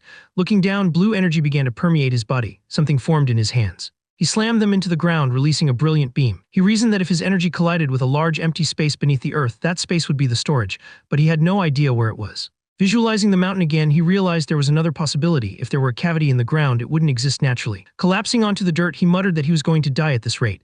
This wasn't the place. Still lying there, another bright flash illuminated the mountains. He shouted that he'd try again, then it happened. A flash reached a specific area, his eyes widened, the glow in his hands suddenly vanished. Gripping the tool he'd formed, the young man realized he'd found it. Raising the pickaxe, he began to dig. Swing after swing, he knew that if he'd found the spot, everything would work out. The tool struck something solid, a brick floor. The young man froze, staring in disbelief. He wondered whether the roof was really made of ordinary stone, considering the Manhwa sect's account books and treasures were stored here. Reaching down, he lifted one of the bricks and peered inside. A corridor stretched below. He'd found the passage to the secret storage. Suddenly, a foot appeared in his view. His eyes flew open in shock. The sect leader was walking inside. Staring at him, the hero realized the old man had known about this place all along. The sect leader stopped. Placing a trembling hand against the wall, he stood there silently. The young man didn't move. Looking closely, the hero realized the scratched stone before him was the entrance to the storage. The sect leader's hand shook. The boy watched, unsure what the old man was trying to do. Slowly, the sect leader bowed his head. The young man understood he wasn't opening it. The old man remained standing there, helpless. The hero imagined the sect gates collapsing. Manhwa was falling apart, and there was no way to stop it. Because of this decline, martial arts had deteriorated. The sect's wealth had dried up. Managing Manhwa in such a state was nothing but a dead end. Looking down, the protagonist understood that the sect leader was watching Manhwa, the place to which he had devoted his entire life, slowly collapse. The young man wondered what the old man's heart must be feeling right now. His hand was still trembling. The sect leader couldn't share this pain with anyone. He was the kind of person who had to stand as support for his disciples no matter what. When the old man bowed his head, the young man realized that here, in this hidden place, the sect leader was completely alone with his sorrow. The sun rose from behind the mountains. Light poured through a hole in the ceiling. The hero jumped down, landing in the middle of the long corridor. Staring into the darkness ahead, he felt the weight of his guilt. Suddenly, he turned around, realizing it wasn't too late yet. Looking at the door behind him, the protagonist knew that the first thing he had to do was open this damn door. He placed his hand against it. Energy surged straight from his body into the door. It flowed directly from his palm. Suddenly, the young man's eyes widened. Looking up, he realized the door was reflecting his energy back at him. Staring at it, the protagonist recognized the material. It was everlasting metal, at least a foot thick. The strongest metal in existence, even more valuable than gold, and this entire storage was made of it. Keeping his hand pressed against the surface, he understood that only an absolute master could ever cut through such a door. Now he knew why the sect leader hadn't even tried to open it.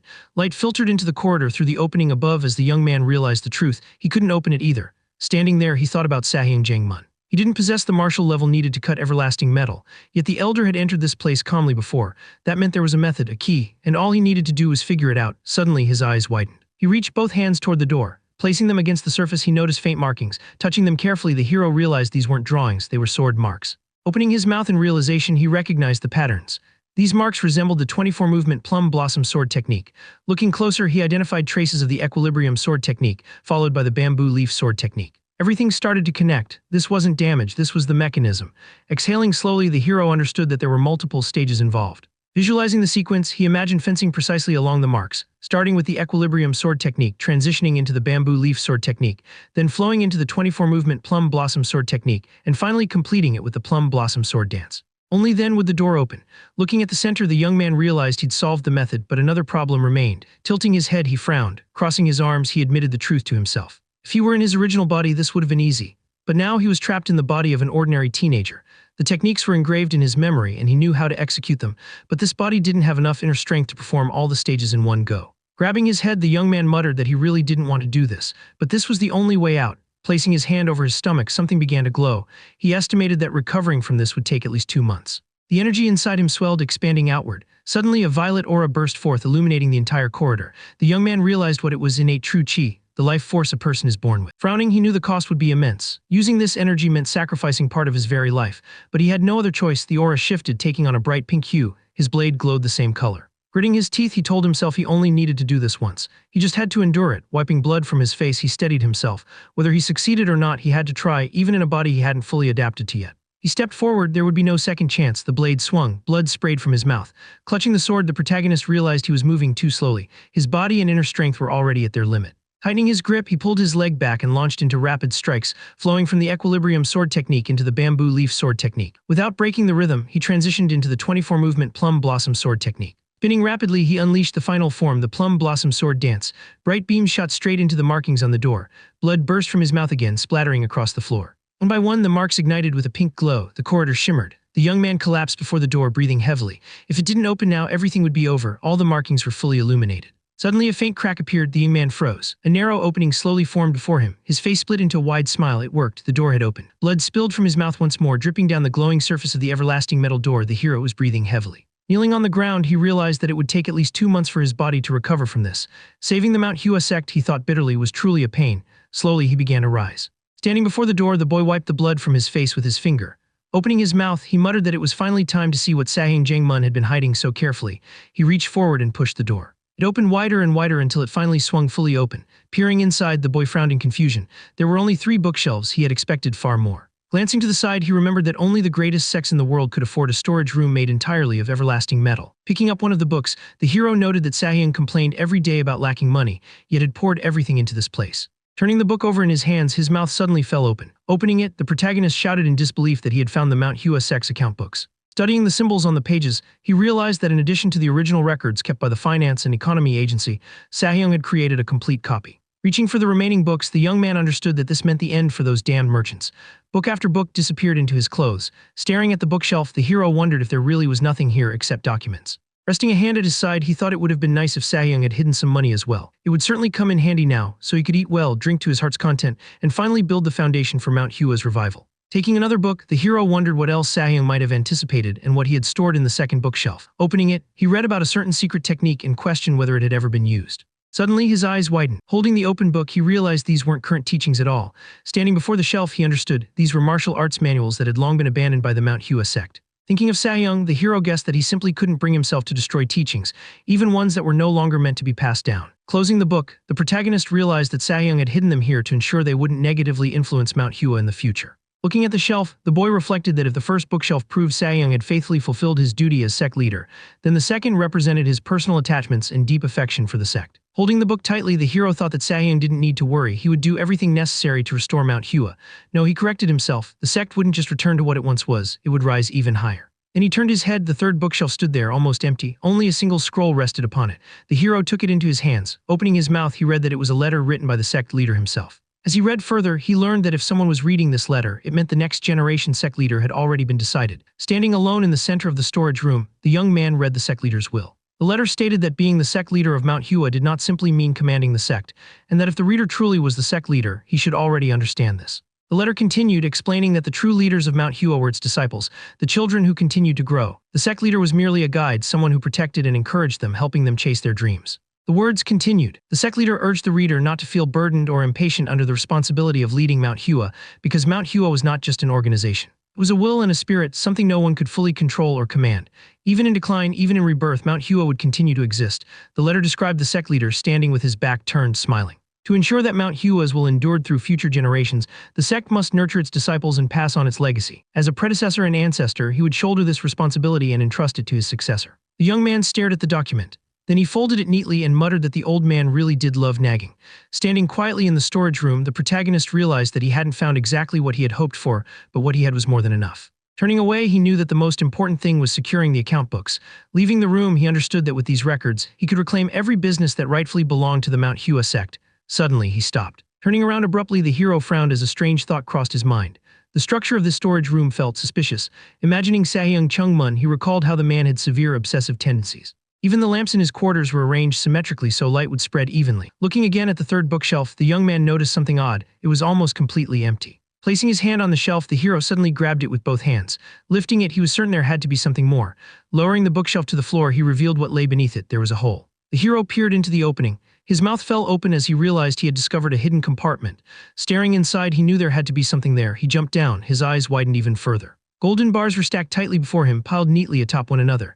Beside them lay precious swords arranged in perfect order. Sitting on the floor, the hero realized he had stumbled upon countless rare gems and secret technique manuals. Grabbing a handful of gems, the young man burst out laughing. Under the open sky, his voice rang out as he shouted that he had become rich.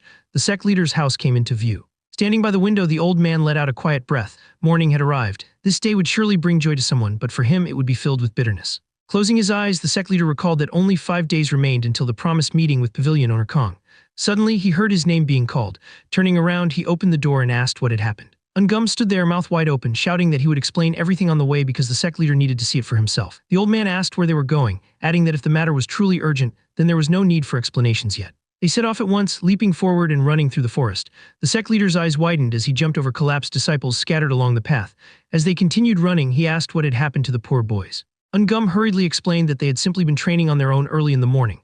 They stopped. Ungum announced that they had arrived. The protagonist was sitting there. Hearing his name, he turned his head. Ungum shouted in disbelief, calling out to Chung Mayung and asking where he had been. The young man standing nearby motioned for them to come closer. The sect leader, eyes wide, demanded to know what had happened here. An exhausted boy stood before him and pointed towards something nearby, telling him to look because it was extremely important. The old man muttered that Chung Mayung's condition mattered more to him, but as he followed the boy's gesture, he froze. Something dazzling lay before him. Light flooded his vision. Golden bars and countless treasures lay piled together. The young man explained that he had found them by accident. Spinning around, the sect leader shouted, asking how something like this was even possible. The boy brushed it off, saying he had probably just overdone his training, prompting the sect leader to immediately order him to rest. Sweat streamed down the old man's face as his gaze remained fixed on the gold. Trembling, he realized that the account books were far more important than any of this.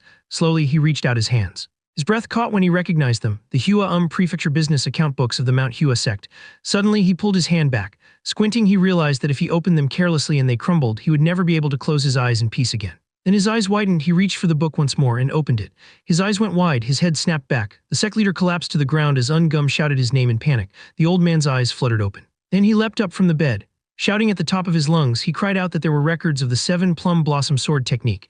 The sect leader's house echoed with his voice as he demanded to know whether the chest had been brought. Ungum answered yes. The old man immediately ordered him to summon Hyan Young, the head of the Finance and Economy Agency. Holding the book in his hands, Hyan Young smiled and confirmed that all of the records were originals. Sitting before him, the sect leader asked if that was truly the case. Hyan Young nodded and added that he had also secured the verification documents hidden beneath the treasures. The sect leader stared at him, stunned. These were government-issued documents, undeniable proof. Hyan Young explained that with these records, they could immediately reclaim all of Mount Hua's businesses. Moreover, the value of the treasures alone far exceeded 100,000 yangs. The old man lowered his head, overwhelmed. For the first time in a long while, all he was hearing was good news. Suddenly, he remembered the protagonist. Opening his eyes, the sect leader realized that accepting that child had brought unimaginable fortune to Mount Hua. That boy was nothing less than a harbinger of prosperity. Clenching his fists, the sect leader rose from his chair. If the account books were genuine, then there was only one thing left to do. Raising his hand, he ordered that everyone connected to the great Mount Hua's Hua Prefecture businesses be summoned immediately. The mountains loomed ahead. Merchants climbed upward, someone behind them complaining about being pushed. Pavilion owner Kong turned around and told them they weren't far from Mount Hua and to endure a little longer. One merchant thought to himself that once he got the money, he would never return to this cursed mountain again. With his mouth slightly open, he realized he could no longer even look at Mount Hua. Another merchant asked why the sect leader had suddenly summoned them, while someone else wondered whether the money had finally been prepared. The man at the front noted that 100,000 yangs was no small sum. With a faint scoff, he assumed the sect leader was simply planning to beg for mercy. After all, there was no way he could raise that amount in such a short time. Remembering the entrance to the sect, pavilion owner Kong realized there was no point in dragging things out until the promised date. With that thought in mind, the old man had called them earlier than planned. 2 merchants were standing at the front. One of them complained openly, saying the sect leader had ordered them to come all this way just to beg for help, adding that he had never met such shameless debtors in his life. The other merchant, however, countered that despite his financial troubles, the old man was still the leader of the Mount Hua sect, and there was no reason to speak about him so harshly. With his mouth slightly open, the man silently hoped they wouldn't end up leaving empty-handed. As they continued climbing higher, one merchant thought that the mere presence of someone from the Southern Edge sect meant many eyes were still on Mount Hua. He also remembered his share 5,000 yang. With that amount, he could live comfortably for the rest of his life, wanting for nothing and finally abandon his shop for good. They eventually stopped before the entrance. Pavilion owner Kong raised his head, realizing they all shared similar feelings. The merchants were breathing heavily, and it struck him that each of them was torn by conflicted thoughts. After all, Mount Hua sect, the very sect that had guarded Hua Prefecture for centuries, might now be cut off by their own hands. Looking up, the merchant realized something else. If they didn't force the sect leader's hand today, Mount Hua might not last even 7 more days. And yet, they had still climbed this mountain to collect their debt, which had grown into a staggering sum over time. A grin crept onto his face. At that moment, someone emerged to greet them. The disciple bowed respectfully and welcomed everyone, then informed them that the sect leader was already waiting. They remained standing at the entrance as they were led forward. The old man stood quietly, gazing off into the distance. All the merchants gathered in front of his residence. The sect leader bowed to them with his hands behind his back, greeting them calmly. He remarked that it must have been difficult to travel such a dangerous path to reach the mountain. Closing his eyes, he listened as they explained that they were busy people, though he surely had even more matters to attend to, which was precisely why they had come. Jiang then spoke up, acknowledging how hard the climb must have been and offering them tea. Still, the merchants stood with their heads lowered. One of them finally raised his head slightly and apologized for his bluntness, adding that they would prefer to get straight to business rather than waste time on formalities. The old man watched them silently before speaking. He admitted that he had been inconsiderate. Pavilion owner Kong squinted as the sect leader continued, saying he had gathered them all here to deliver bad news. The merchants listened as he explained that he had contacted multiple individuals, but even so he would not be able to repay the debt by the agreed date. Letting out a slow breath, he admitted that no matter how hard he tried, full repayment on time was impossible. The fat merchant standing opposite him smiled faintly and said they had already given more than enough time. They needed to earn a living too and couldn't afford further delays. He paused, his mouth still slightly open. Looking at him, the old man explained that while he couldn't return all the money, he could repay part of it. Holding his hands together, the sect leader asked whether anyone present would personally agree to delay the repayment date. Jiang bowed deeply, pleading with them to grant Mount Hua sect a favor and show mercy.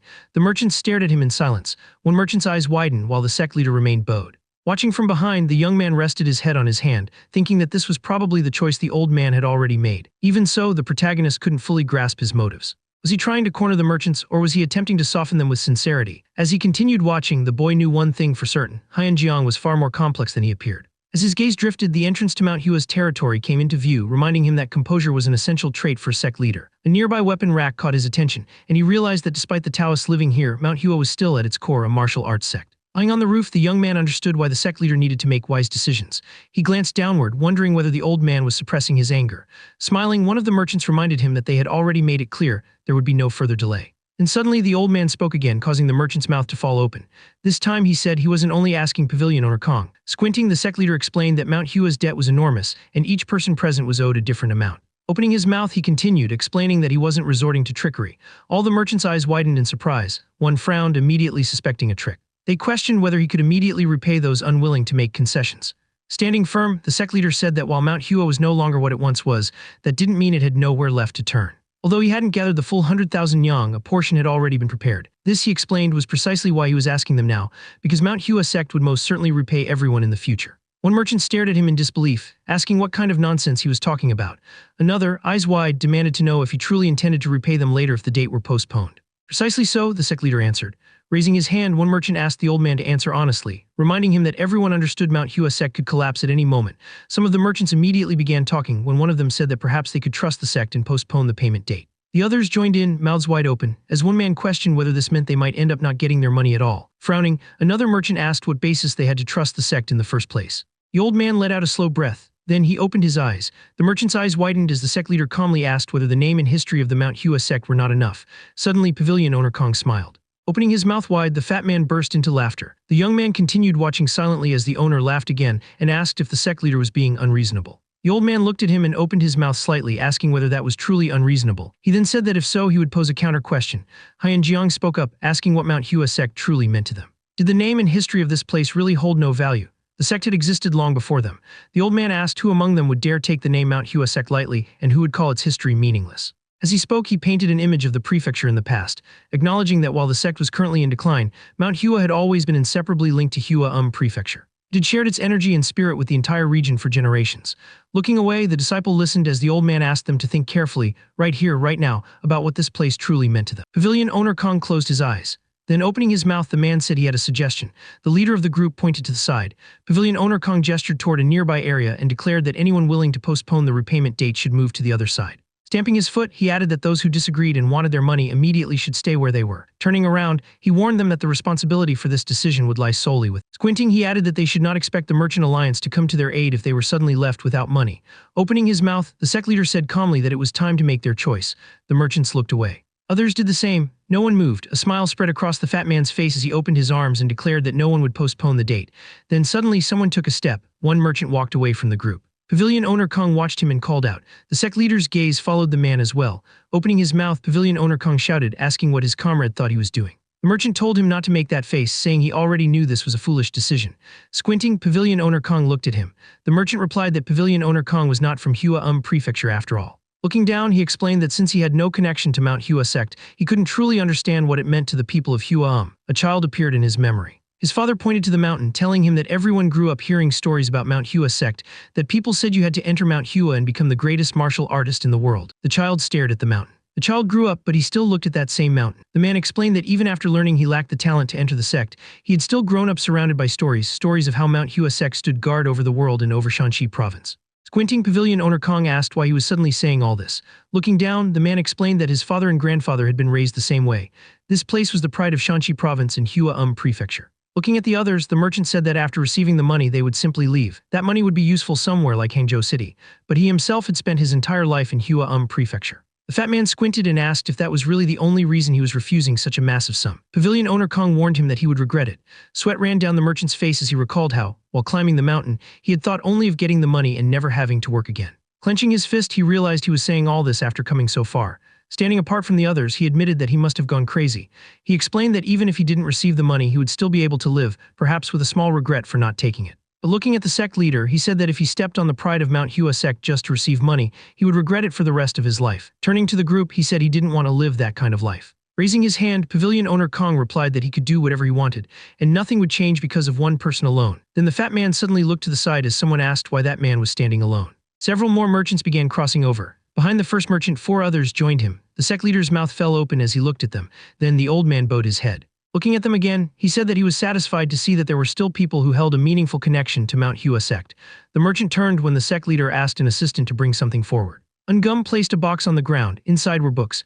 Gritting his teeth, Pavilion owner Kong realized what they were, the Hua Prefecture business account books. Looking at the fat man, the sect leader said that since ancient times, Mount Hua sect had shown benevolence to him and his ancestors for many generations. Opening his mouth, the old man said that instead of repaying that kindness, they had betrayed the sect. Sweat poured down Pavilion owner Kong's face. The sect leader stamped his foot and shouted that based on these account books, Mount Hua sect would now take over their businesses standing before them. The sect leader shouted that the wealth they had accumulated through those businesses until now would also be seized as compensation. The merchants raised their hands at once, shouting questions about what this all meant. Looking at them calmly, the old man said that it was exactly as he had stated.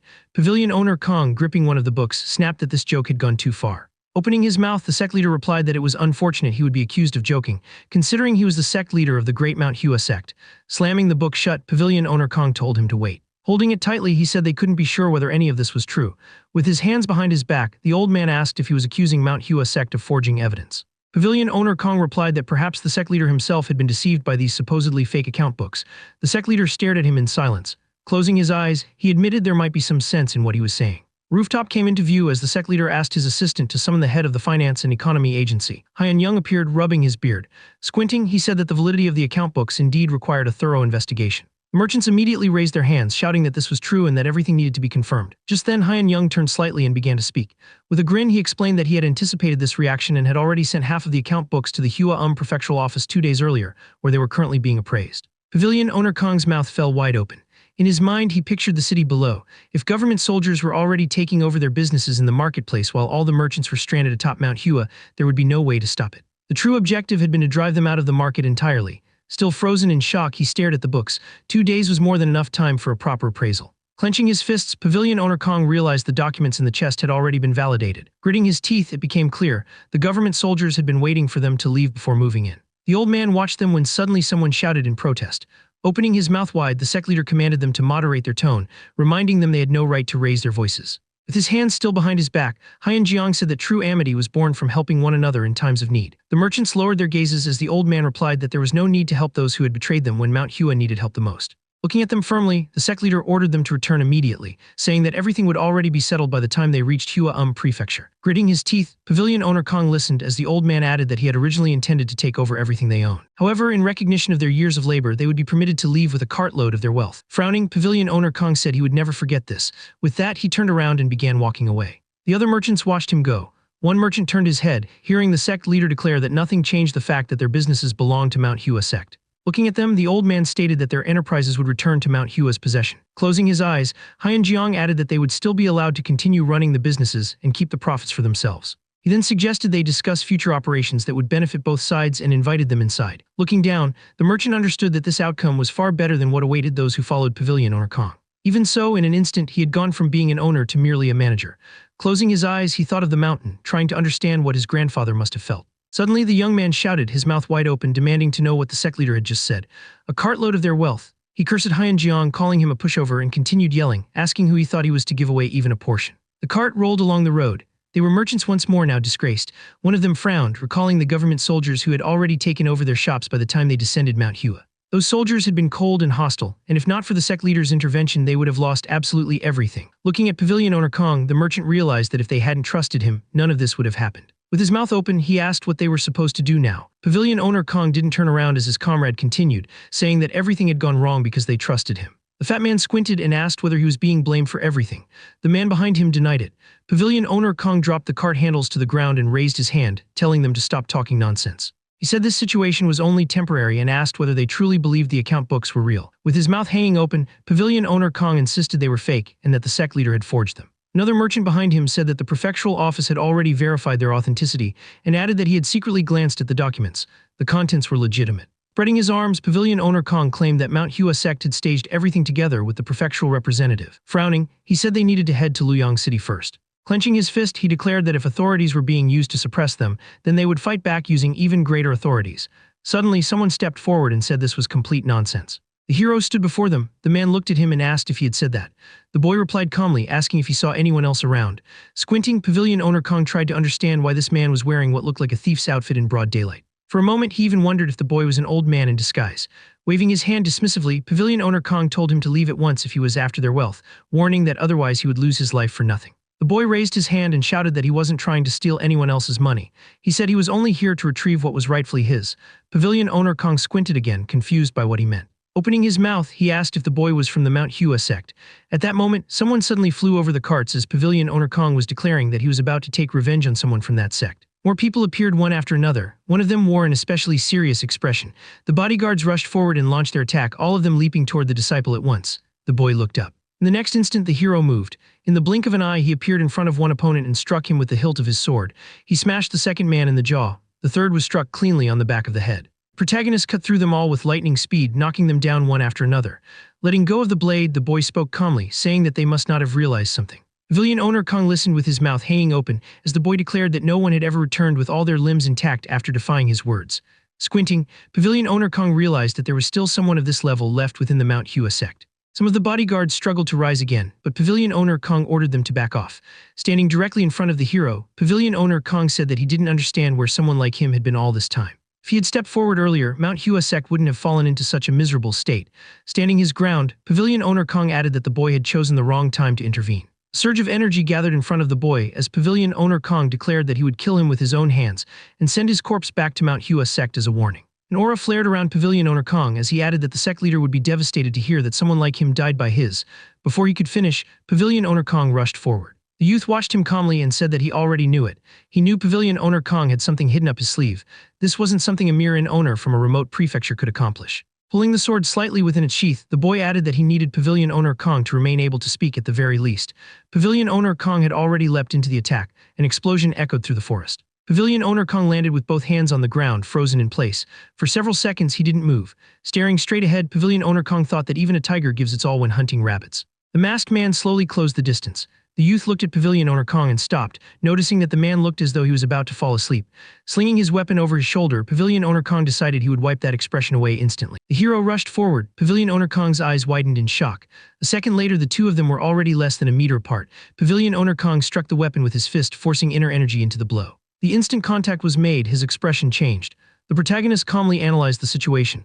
His arm had been blocked before it could fully extend, causing the inner energy gathered inside it to rebound back. Tossing the weapon over his shoulder again, pavilion owner Kong told him to stop, mocking him for being slow. Anger flashed across pavilion owner Kong's face as the boy warned him that if he kept doing that, his fingers would break first. Inner energy surged into pavilion owner Kong's leg. In the next moment, he unleashed a revolving kick. The masked man countered immediately. Another explosion erupted between them. The protagonist appeared behind his opponent. He struck the weapon again, sending another wave of energy through it. Calmly repeating his warning, the masked man said that just as before, pavilion owner Kong's fingers would break first. The dark-haired man collapsed to his knees. He stared at the bulging veins in his hand, clutching it tightly. Pavilion owner Kong realized that the masked man wasn't particularly fast or overwhelmingly strong, yet he felt like someone who could easily defeat 10 opponents of his level at once. He turned again and struck, but once more his attack missed. No matter what he did, he couldn't land a single hit. The reason was clear. Though the masked man moved slowly, every motion was perfectly timed, perfectly positioned, and executed at the perfect distance. Grinning, pavilion owner Kong realized there wasn't a single wasted movement in his opponent's technique. The protagonist leaned back slightly, evading another blow. The enemy stepped forward. Pavilion owner Kong stared at him, unable to gauge just how dangerous he truly was. Standing a short distance away, the young man muttered that he didn't think he could keep this up much longer. Scratching his neck, the masked man added that while he would have liked to play a bit more, he was running out of energy. Opening his mouth, pavilion owner Kong asked why someone like him hadn't helped Manhwa sect all this time. They stood silently for a few seconds. Their weapons hit the ground. Throwing his weapon over his shoulder, the masked man asked why he should bother answering someone like him. Closing his eyes, the hero replied that he didn't expect an answer anyway, saying that blabbermouths like pavilion owner Kong lived in strange delusions. Taking a step forward, the protagonist said that he should be the one asking questions. He pointed out that pavilion owner Kong was far too refined for a simple inn owner, and asked whether someone of his skill was truly satisfied running an inn in Hua Prefecture. Closing his eyes, pavilion owner Kong replied that there was no law stating that powerful martial artists couldn't run inns. Standing across from him, the masked man admitted that while that was true with skills like his, there were far better ways to make money than managing an inn. The masked man raised his palm and waved it lightly, saying no, forget it. Squinting slightly, he added that he didn't have any secret scheme or hidden intentions. He hadn't received orders from anyone. Everything he did was his own decision. He then asked if that was what the man wanted to hear. Clenching his fists, the opponent answered that it was. Pointing forward with his index finger, the masked man nodded and said he knew it. That was what they all said. Then, pointing directly at him, the protagonist asked if he knew what he did when there was something he wanted to find out from people like him. The fighter clenched his fist. Standing with his fist extended, the masked man answered his own question. He said that he beat the hell out of them. The opponent was visibly startled. Holding his weapon in one hand, the protagonist explained that there was no point wasting time trying to squeeze information out of someone who wasn't going to talk anyway. Taking a step forward, he added that all it took was a little compromise between him and them. Then he charged forward, shouting that they just needed to make sure not to tell him the information he wanted, and in return he would beat them enough to satisfy himself for not hearing it. Watching him approach, pavilion owner Kong calculated quickly. He's aiming for my left knee. Standing his ground, he thought that at this speed he could block it. The masked man swung his arm. Pavilion owner Kong cried out in pain, unable to understand why his shoulder had been struck when the attack was clearly aimed at his knee. His face twisted as pain surged through him. The masked man swung again. Raising his hand, the dark-haired man thought the next blow was coming for his head. The weapon flashed in front of his face as the fighter closed the distance. The hero tensed even further. Moment later, pavilion owner Kong felt hands clamp around his throat. Frowning in disbelief, he realized that he could clearly see the attacks with his own eyes, and yet he couldn't dodge a single one. The masked man's form blurred as several blows rained down across his body. Throwing his head back, pavilion owner Kong thought that at this rate he would definitely die. The masked man stared into his face. His pupils turned red. With the next motion, the young man drew his sword from its sheath. Fear surged through pavilion owner Kong. Bent over in pain, he realized it instantly just by looking into the masked man's eyes. The protagonist stepped forward, and in the next moment he swung his weapon. Panicking, pavilion owner Kong raised his hand to block. Energy erupted on impact. Smoke rose through the treetops. Pavilion owner Kong tried to gather inner energy into his hand, but froze when he heard the masked man ask about the Tei godly palm technique. Squatting down, the masked man stared directly into his face and asked if he was from the Southern Edge sect. Remaining in position, the young man remarked on the coincidence that the owner of an inn in Hua Prefecture, who had led merchants up Mount Hua to collect debts, just happened to be a practitioner of the Southern Edge sect's martial arts. Raising his hand, pavilion owner Kong heard the question of whether the Southern Edge sect had sent him. Fear flooded his mind. He realized he should never have used the Tei godly palm technique, even if it meant sacrificing himself to hide it. Biting his lower lip, he knew he had made a critical mistake. The masked man recalled the last sword swing. If he hadn't suddenly drawn a real blade and acted as if he was going to cut him down, pavilion owner Kong wouldn't have panicked and revealed the technique. And if all of this was intentional, he couldn't even imagine how far ahead the masked man had planned. Watching him closely, the masked man asked if he was refusing to talk. Rising from the ground, he said that was fine. That kind of silence could be called loyalty in its own way.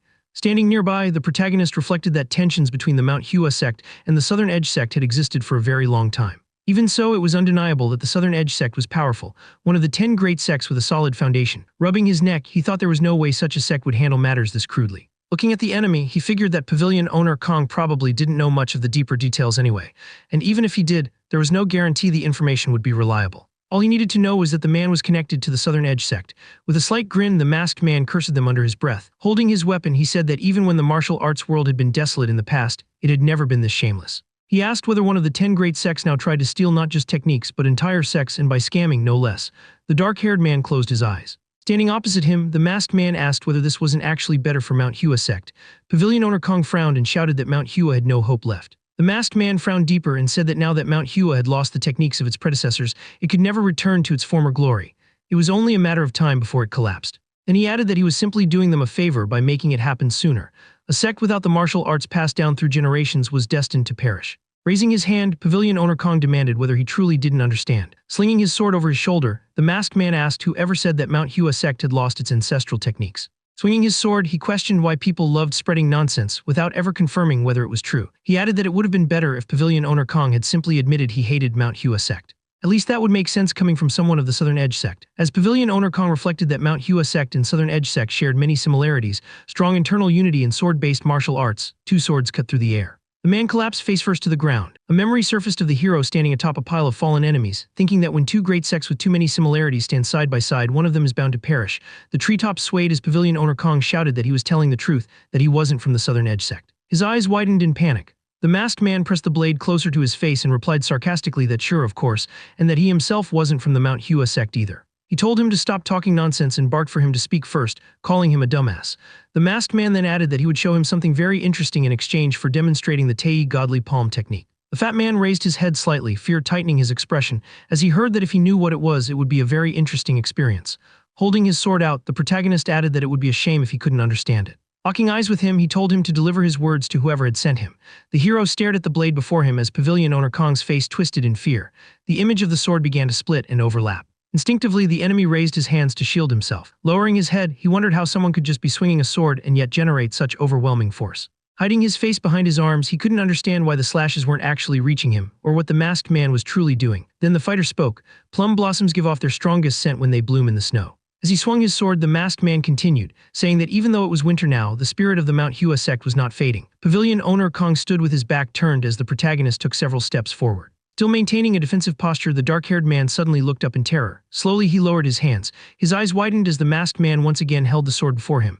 Petals fell through the air. Standing amid the drifting blossoms, he heard the words repeated, that plum blossoms release their strongest fragrance when they bloom in the snow. Raising his head, pavilion owner Kong couldn't comprehend what he was seeing. Watching the petals descend, he realized that countless plum blossom leaves were raining down upon him. His mouth fell open. Then he frowned. A moment later, his expression twisted even further as realization struck. Surrounded by the storm of falling blossoms, pavilion owner Kong understood at last. This was the 24 movements plum blossom sword technique. He collapsed to his knees. The protagonist returned the sword to its sheath and fell to the ground as well. The young man began coughing up blood. Adjusting the mask on his face, he thought bitterly that this really was going to kill him. Closing his eyes, he acknowledged that his inner strength was still far too weak. For his past self, this would have been child's play, but this single move had drained everything from his current body. Turning his head, the masked man spotted someone hiding behind a tree. The man peeked out nervously. Raising his hand, the masked man ordered him to come over. 4 men now stood opposite him. Crossing his arms, the masked man asked who wanted to leave without getting beaten. All 4 looked away in different directions. Watching them, he repeated the question. This time, everyone raised their hands at once, shouting that they wanted to leave. The dark-haired man closed his eyes. As the others tried to run, the masked man immediately ordered them to stop. One of them turned his head threateningly. Pointing at the carts, the masked man snapped at them to use their brains for once, asking how he was supposed to move all the carts by himself. The treetops appeared again as he gave his next command. Everyone was to report how much money was on each cart. The men began listing amounts one after another. One of them clenched his fists in disbelief, asking how someone could be carrying that much wealth. The protagonist closed his eyes. Then he suddenly opened them. Standing before them, he declared that one of them would go retrieve the money. He said he was selling everything to them for cash and that the money had to be brought back under no name. If he found out otherwise, he would kill them. One man thought that he had never encountered someone like this in his entire life. Raising his hand, the fair-haired man asked what would happen if the one sent to Jinjiang never returned. Smiling faintly, the masked man asked what they planned to do even if they ran. He asked them whether they had any wealth left other than the carts. No one answered. After a pause, he asked again. One man raised his hand hesitantly and asked what would happen if someone reported this to the government. In response, the masked man unleashed a technique. Birds scattered into the sky from the shockwave. The man froze in fear. Lowering his head, the protagonist said calmly that in that case it would be better for them never to return and to run all the way to the edge of the continent. Looking at him in horror, all 4 men realized that there was no possible way to escape this madman. As the treetops came into view once more, the masked man ordered them to start moving. The scent of banknotes filled the air. A dark-haired man clutched a thick stack of bills. The masked man sprinted toward a brick building and in the next instant leapt higher than its roof. The scene shifted. Stones lay scattered in a river. The boy removed his clothes. Joe Gull wrung out his soaked cloak as water dripped down. He turned toward his comrades who were exhausted from relentless training. Smiles spread across their faces as they thought about how much they had changed. Nearby, the boys washed their clothes while Joe Gull reflected that they had truly become martial artists. Suddenly, Yoon Jung approached and asked why he was smiling. Joe Gull turned away, then glanced back at his comrades and said that he felt like they were finally an actual group of martial artists. Looking down, Joe Gull added quietly that it finally felt real. He turned when Yoon Jong denied it. The dark-haired boy smiled and admitted that he had been thinking the same thing. Joe Gull closed his eyes and laughed happily, realizing that just a few days ago, he couldn't even imagine them training this hard at Manhwa sect. Soon after, the disciples leapt forward, heading back toward the mountain. Yoon Jong raised his voice cheerfully and said it was time to head back. The others immediately replied in unison, calling him Sahyung. But lately, something had clearly changed. Yoon Jong smiled as the wind blew through his hair, while Joe Gull ran ahead with a faint smile on his face, convinced that Chung Mayung was responsible for all of it. Dense forest stretched out before them, mountains rising in the distance. One of the disciples thought that although it was only a small breeze for now, no one could say whether it would stay that way or grow into a massive storm that would shake the entire Manhwa sect. Whatever happened, these changes would undoubtedly shape the sect's future. The youths ran swiftly, their comrades following behind. When they reached the building, workers were busy hauling loads of wood, shouting as they worked. Others carried heavy sacks on their backs. The disciples entered the area just as the foreman raised his hand, directing the workers where to place the materials. Suddenly, one of the disciples turned when Yoon Jong called out to him. As the young man approached, he asked what was going on. Ungum turned around, clasped his hands behind his back, and explained that they were laborers. Looking away, he added that they had decided to repair the entire temple. Joe Gull stood beside his comrade as Ungum continued, explaining that the temple was old and no longer in good condition. The roof came into view, and the disciples stared in shock when the foreman asked why they were standing around. Ungum looked at them and told them to help the workers, who were already exhausted. Joe Gull gaped in disbelief, while Yoon Jong shuddered before loudly declaring that he was ready to carry out the order. The foreman pointed to the side and the boys ran off in that direction. Later, inside a brightly lit building, a roasted chicken sat on the table. The students froze, staring at the meat in disbelief. Someone began to drool. One of the young men blushed with joy and shouted that he couldn't believe he was seeing meat on the dining table. The students crowded around, shouting in admiration as they raised their chopsticks. Perhaps the changes Chung Mayung had brought would arrive much sooner than expected. The moon shone brightly overhead. One of the youths held a folded uniform, saying that construction on the temple had suddenly begun. Joe Gull and Yoon Jong walked forward, amazed that not only was there meat at dinner, but they had also received 2 new sets of sect uniforms. The student stared at his friend in bewilderment. The dark-haired disciple smiled and Joe Gull asked what he was thinking about. As they approached the door, Yoon Jong laughed and said he was thinking about how incredible money was. He added that he was amazed too. Materials were scattered across the ground, and he said that although they had suddenly come into a large sum of money, he never imagined the elders would push through changes this quickly. Walking through the grounds, Yoon Jong asked whether they really thought the sect had enjoyed being poor all this time. They had lived in hardship simply because they had no choice. He recalled the smile on Ungum's face and said he had never seen the great Sasuk smile so brightly before. They had even thought he didn't know how to smile at all. Under the dark sky, Joe Gull asked what they should do from now on. As they approached the building, the disciple replied that Manhwa sect was undergoing rapid change, and they needed to be prepared for what was coming next. Adjusting the uniform in his hands, he pointed out the pink pattern and added that this wasn't just about financial prosperity. He recalled the secret martial arts manuals stored in the box. The protagonist had approached that chest happily, believing it contained gold bars. Joe Gull walked ahead, wondering aloud how Chung Mayung had even gotten hold of those items, guessing that he had revealed it with his terrible acting. The students smiled as Yoon Jong said that Manhwa sect was changing, and that they would inevitably be swept into the storm that followed. He added that they needed to prepare themselves with absolute determination. If they failed to do so, they could easily be swept away by the storm of change Chung Mayung was creating. As they opened the doors, Joe Gull smiled confidently and told Yoon Jong not to worry. He said that he was Joe Gull and that he was ready. Then, with a serious expression, he asked about Chung Mayung, who hadn't been seen since early morning. The boy glanced at his fellow disciple, who guessed that the protagonist was probably at the sect leader's residence. Near the mountains stood a small building where several people sat around a table. Yoon Jong said it was only natural to reward someone who had accomplished such a great feat. Smiling, he added that the sect leader had wanted to see him earlier. Chung Mayung looked away as the old man asked whether he didn't want it. The sect leader imagined a massive bag of gold and thought to himself that he understood how the world worked. It wasn't easy to let go of one's attachment to wealth. He raised an eyebrow in surprise when the boy replied that there was no point, since there was nowhere to use such money on Manhwa anyway. Chung Mayung's cheeks flushed with joy as he thought that the sect leader probably couldn't even give him much. After all, he already had more than enough stored away in his secret storage. A teapot sat on the table as the sect leader smiled and said that if that was the case, Chung Mayung could ask for something else instead. He even offered to allow him to learn an advanced technique that he normally wouldn't be permitted to study yet. The old man widened his eyes in surprise at being refused once again and asked whether he truly wasn't interested in learning advanced techniques. The boy looked at him and calmly replied that there must be a reason their ancestors had established an order in which techniques were learned. He sighed inwardly, thinking that there were still so many techniques he needed to hand over. How could he pass them on naturally? Did he really need to think this hard about something like this? Presenting the books, the protagonist thought to himself about what he actually wanted as a reward. Wouldn't he be able to learn more simply by exploring the wider world? The light inside the house flickered softly as the sect leader smiled, sensing that the youth had made a decision. Placing a hand over his chest, the boy asked the sect leader to allow him to go down to Hua Prefecture whenever he needed. He explained that having a wider range of movement would give him more opportunities. Looking at the old man, he added that he understood his concerns, but such a request would technically violate Manhwa sex regulations. Crossing his arms, the sect leader admitted that Chung Mayung's achievements more than justified such permission, but he worried that others might complain about unfair treatment. Closing his eyes, the sect leader asked if there was anything else he wanted. The youth looked away. The old man added that if he couldn't even allow him to go down to Hua Prefecture occasionally, what more could he possibly ask for? Touching his hair, the boy leaned forward and pointed out that, as one could see, his body was in terrible condition. Smiling faintly, he added that according to the doctor, his inner energy seemed to be damaged. The sect leader finished for him. He said he had already heard about it. Placing his hand on his chest, Chung Mayung asked for pills of life. Sitting across from the sect leader, he clarified that he meant the pills used to replenish one's health. At that moment, Ungum called out and Chung Mayung's cheeks flushed with joy. The old man took a sip from his cup, set it down, and spoke solemnly. As the sect leader of Manhwa sect, he declared that disciple Chung Mayung would no longer require permission to leave the sect grounds. However, he added that Chung Mayung must not leave Hua Prefecture. The men nodded, while the boy stared at him in bewilderment. Suddenly, the old man stood up and added that Chung Mayung would also have to take full responsibility for anything that happened while he was outside the sect. The doors closed, leaving the young man standing there in shock. His mouth fell open in anger as he thought, sect leader, what about the pills of life, sect leader? He imagined the sect leader's expression and thought bitterly, what the hell? Pills of life? I don't even have any for myself, you brat. The old man placed a hand on the door, then turned back and asked his subordinates what they thought. Hyun Sang looked at him and said that Chung Mayung clearly understood the way of Tao. They sat down again, and the sect leader said that although Chung Mayung was young, he could sense wisdom in the way he spoke. He recalled the boy's smiling face and admitted that while he could be rough at times, it was understandable given his age. Still, when he spoke with Chung Mayung, it never felt like he was talking to a child.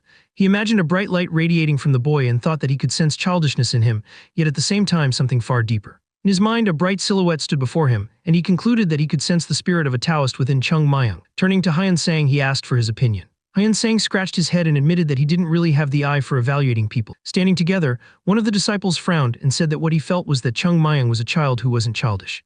Hyun Sang raised his eyebrows, realizing he wasn't the only one who felt that way. The sect leader extended his hand and explained that some children who were deep thinkers or had lived difficult lives tended to develop such traits.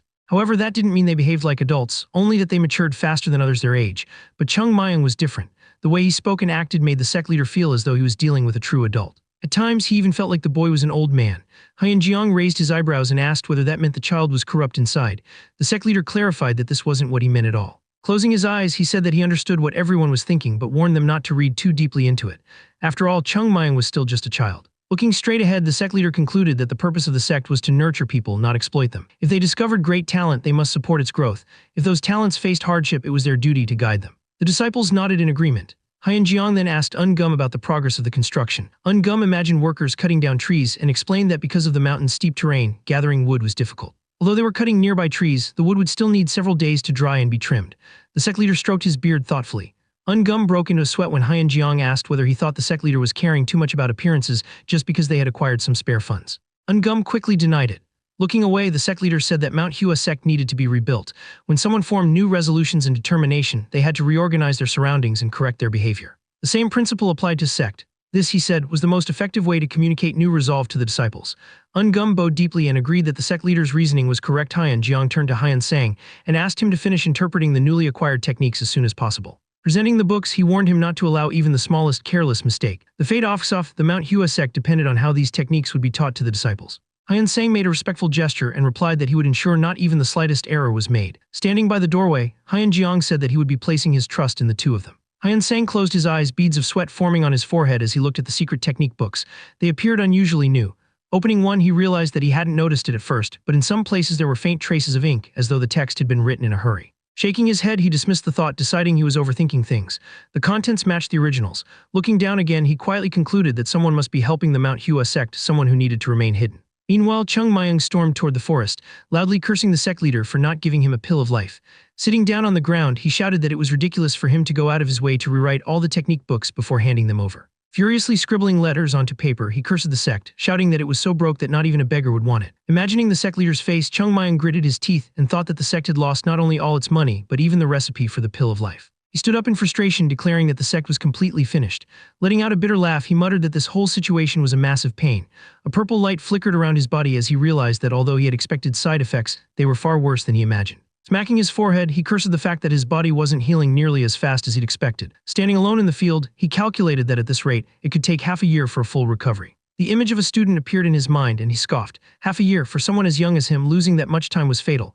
A child's body constantly grew and changed, and there was an ideal window to build inner energy foundations. Miss it once and it would never return. Frowning, Chung Mayang decided he needed to recover somehow. Pills of life were one way to restore pure innate chi. The second was energy sharing between two disciples. He imagined a pill rolling across the ground and recalled how, in the past, pills of life were so common they practically littered the sect grounds. He picked one up in his mind, remembering how he once even used a plum blossom pill as a hangover cure. Lowering his head, he suddenly thought about wanting a drink, drinking as much as he pleased without Sahing noticing, then popping a pill and instantly sobering up. Suddenly, Chung Mayang froze, his eyes widened. Sweat drenched his body and his mouth fell open as realization struck. Standing near the forest, he bolted forward, sprinting between the trees. The sky was dark, and he thought that having a bad memory was useful at times like this. The moon shone overhead as he stopped and looked up. Before him was a massive obstacle, the ruggedly disconnected cliff, the steepest among the 5 great mountains. Halfway up the cliff face, a familiar cave came into view. Chung Mayang stared at it, thinking that it was a secret place only he knew of, even within the Manhwa sect. Crossing his arms, he recalled that this cliff was forbidden as a training ground due to its danger. But precisely because of that, it had been the perfect place to hide from Sayoung. His cheeks flushed red as memories resurfaced, drinking without being caught, sneaking meat, even taking naps where no one could find him. Standing still, he muttered that he honestly didn't understand why Sayoung had let him live. Even thinking back now, someone like him surviving at all. He clenched his fists, reminding himself that none of that mattered right now. Staring up at the cliff, he resolved that somewhere up there were the pills of life he had hidden away in his past life.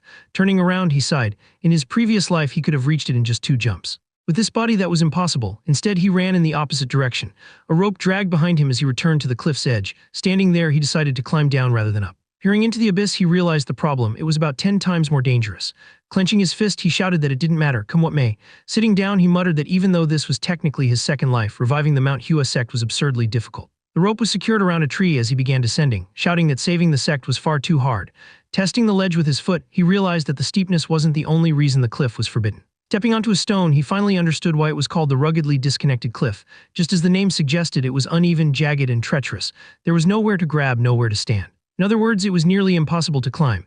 Then his foot slipped. Chung Mayang's eyes widened as his body dropped. His mouth opened in shock. This cliff was far too difficult to climb. Protagonist opened his mouth wide and screamed. A blinding flash erupted above him, and in that moment he was certain he was going to die. Then suddenly the rope snapped tight. His body was yanked upward and he floated in midair. Gritting his teeth, Chung Mayang thought that the most important thing in life was preparation. As he was pulled back toward the cliff, blue energy surged from his hands. He slammed his palms into the rock face. Crack. The sound of breaking bones echoed as he clung on with one hand, panting heavily. His teeth trembled as he realized that his bones were snapping as easily as dry twigs. Sweat streamed down his face as he glanced sideways. He was dangling from the cliff. There, just ahead, was the entrance to his hideout. Chung Mayang narrowed his eyes. He had to get there. He kicked off with his foot. The rope tightened again and he flung himself sideways. Grabbing the rope, he surged forward. Crack. The rope snapped with a sharp sound. His eyes widened, then he fell. Screaming that he never expected this, Chung Mayang slammed his hand into the cliff, activating his chi. His fingers shattered on impact. His grip failed. He dropped. His body smashed into the ground as he screamed in agony. Chung Mayang found himself hanging from it, right beside the cave entrance. Below him stretched a bottomless abyss. Gasping for breath, he clawed at the cliff and hauled himself up on trembling elbows. Plum Blossom Sword Saint, you crazy bastard, he shouted. He muttered that he had only ever practiced martial arts on the mountain, cursing himself as memories surfaced, this shelter created by his own hands in a past life. Inside the cave, something lay hidden beneath a cloth. He dragged himself in, yanked the cloth aside, and dust billowed into the air. A mattress and a table were revealed. Chung Mayang smiled faintly when he spotted a nightlight crystal glowing softly, illuminating the cave. Then he saw the chest. His heart raced as he opened it. Inside was a box. He pulled it out, his breath catching. The plum blossom pills I hid away, they're here. These will be a huge help in restoring my body. A bright pink glow shone from within. Suddenly, a sharp wind swept through the cave and Chung Mayang frowned. The air filled with the scent of plum blossoms. The snow blossom pill, I even hid snow blossom pills. Those are worth many times more than plum blossom pills, and this entire chest is full of plum blossom pills. Bright pills gleamed inside. Chung Mayang grabbed them, laughing in pure joy.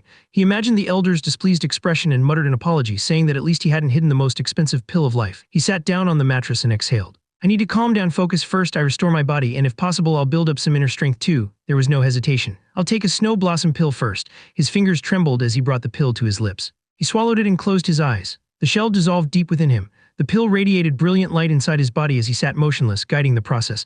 His lips curled slightly as he reminded himself not to lose focus. Pink energy poured out from his body. Chung Mayang clenched his fists. I need to focus first. I must prevent the chi from escaping. The glow intensified as he tried to contain it. His eyes remained shut as realization struck. I can't use this to restore my innate true chi in its current state.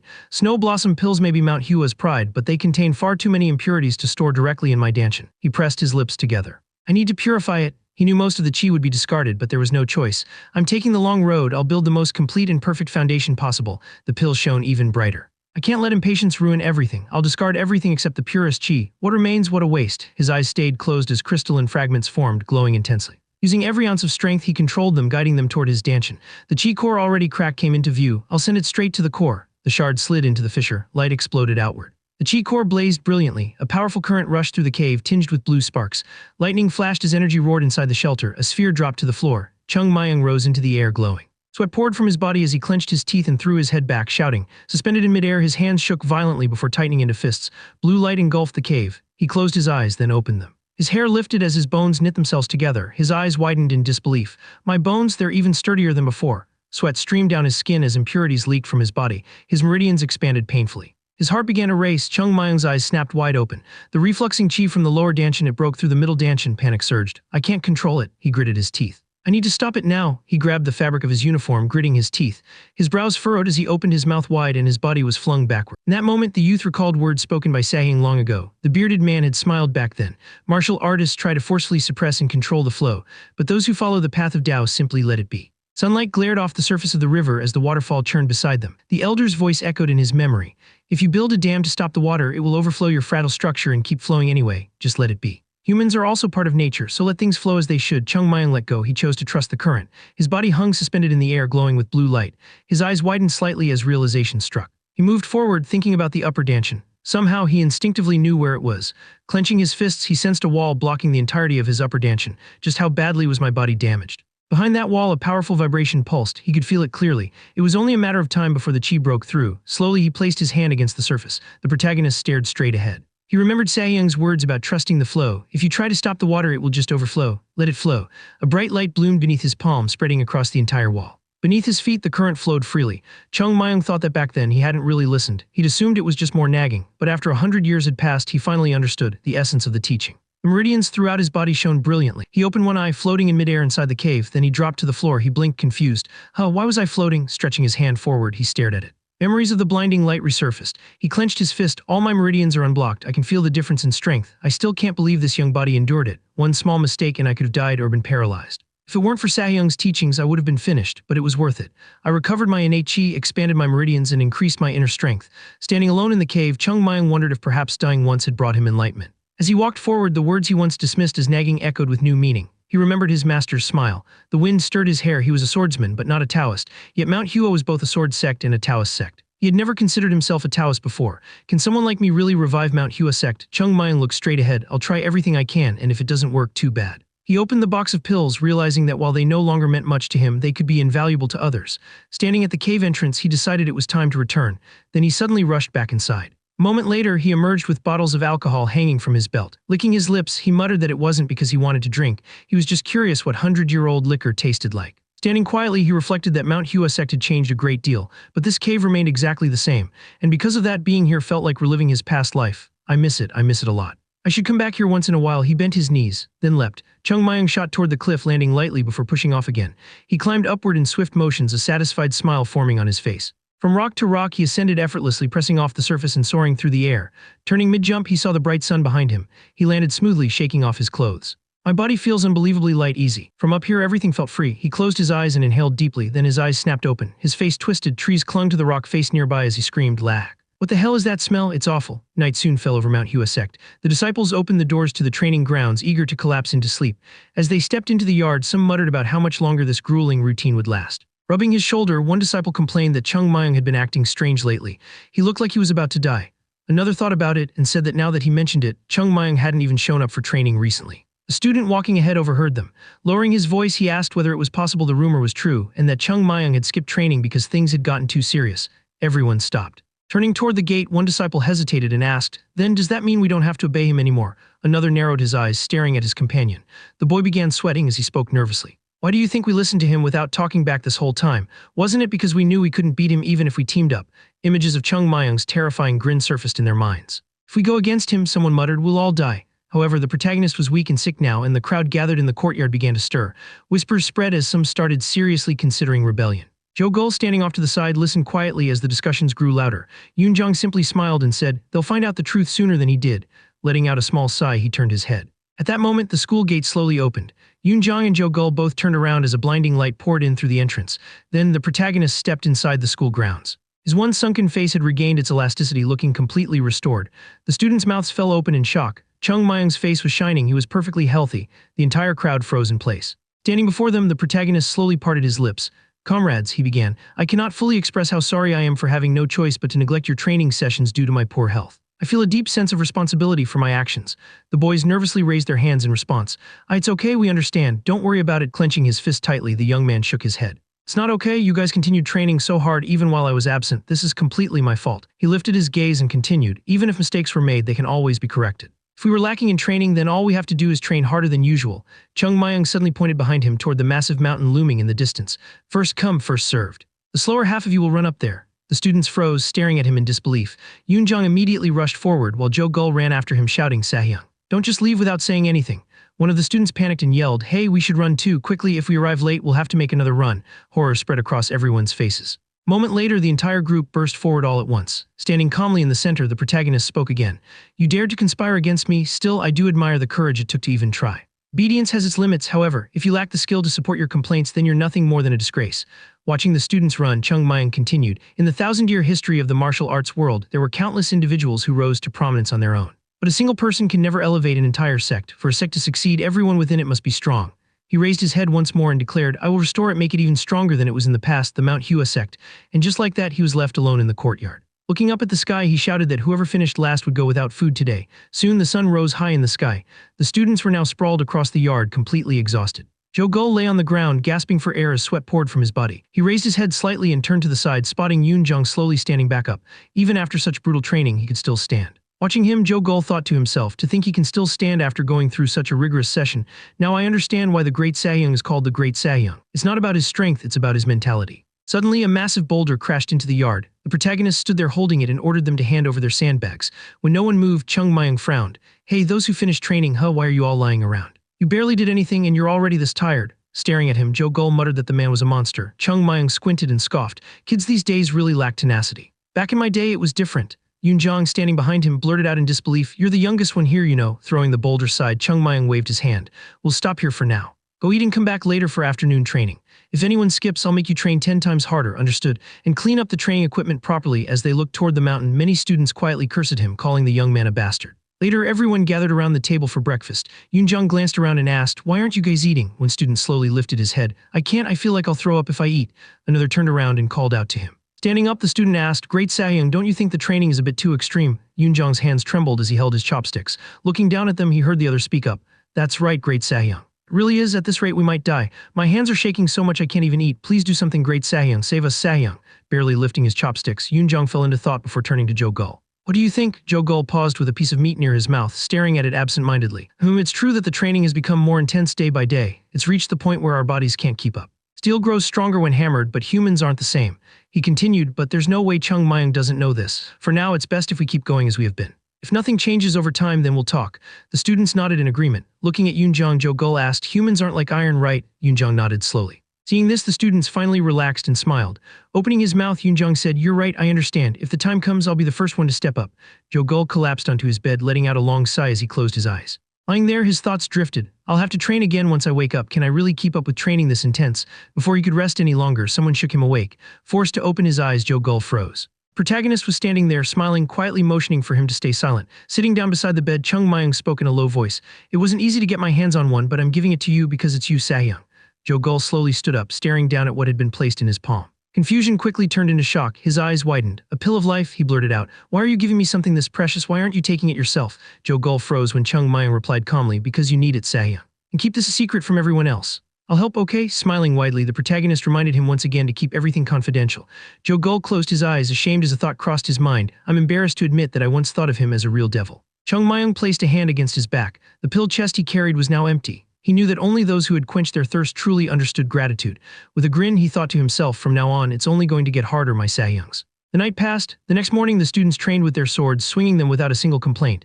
Watching from the side, the instructor frowned slightly. "Something feels different," he thought. Their sword paths look much more stable. They're practicing the same routine as always, yet looking closer, his eyes widen. Their movements are sharper and stronger. I can feel the power in their footing. Their lower bodies are firm, allowing them to put more weight behind their swords. Is this really possible in such a short amount of time?